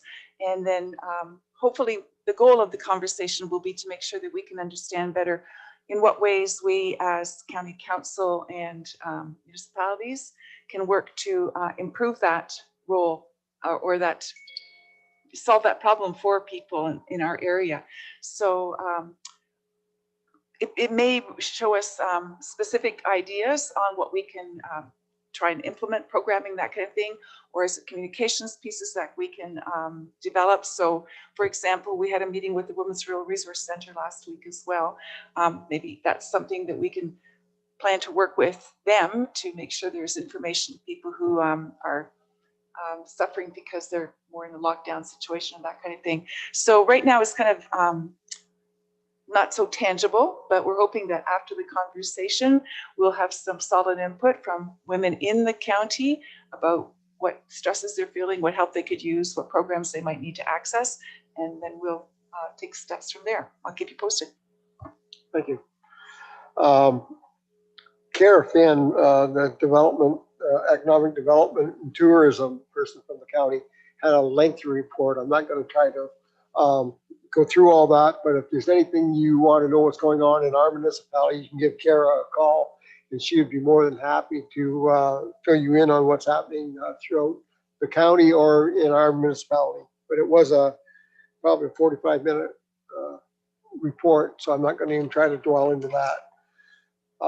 Winter maintenance for the county with the COVID-19, the liability defenses that they have in place are you did not know about something, or you could not have known about something, or you took the reasonable steps to minimize the minimum state maintenance standards. You know, with the COVID-19, there could be staffing or supply issues, or we could be called on to help neighbors.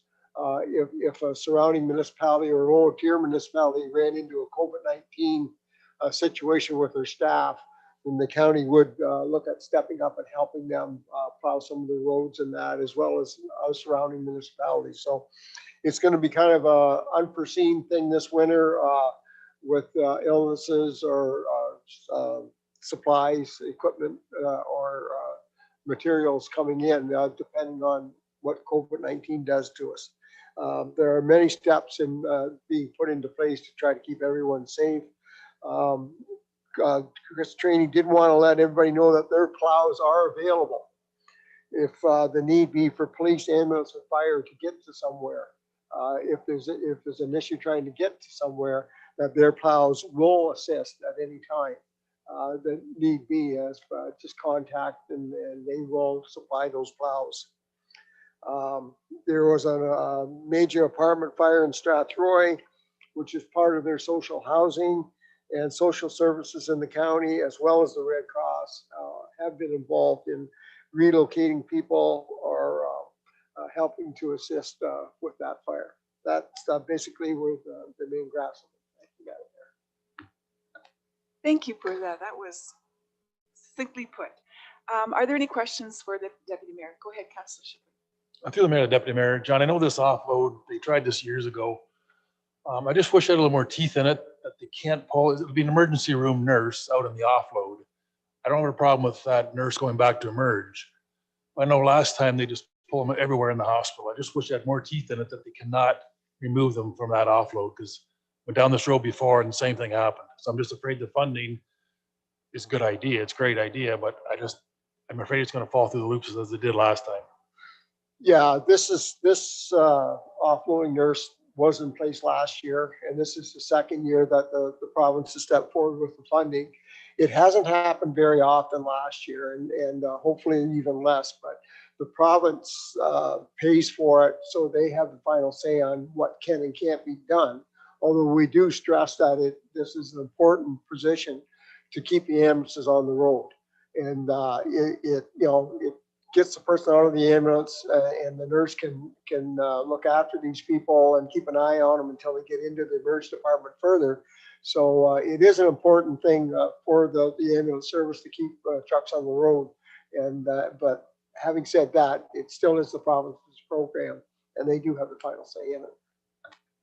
Yeah, and it's been ongoing, as you say. I did a ride along in 2016-17 when I first went to county, and the first place we stopped was UH with the first case and the question that the supervisor I was riding with went in, said, "What's the status today?" Didn't even have to say status of what.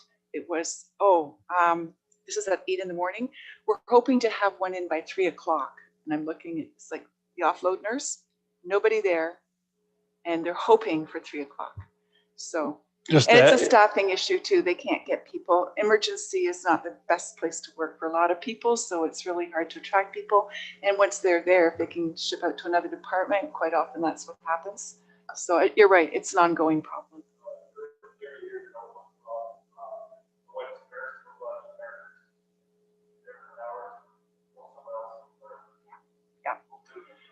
Yeah. Good question.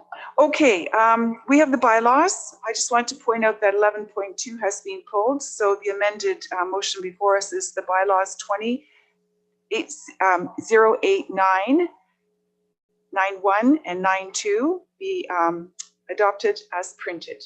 So we're not adopting number 90. Could I have a mover and a seconder, please?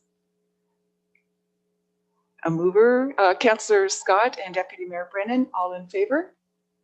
That is carried, thank you. And a motion to adjourn at 12:27, moved by Councillor Arts and seconded by Councillor Shipley, all in favor?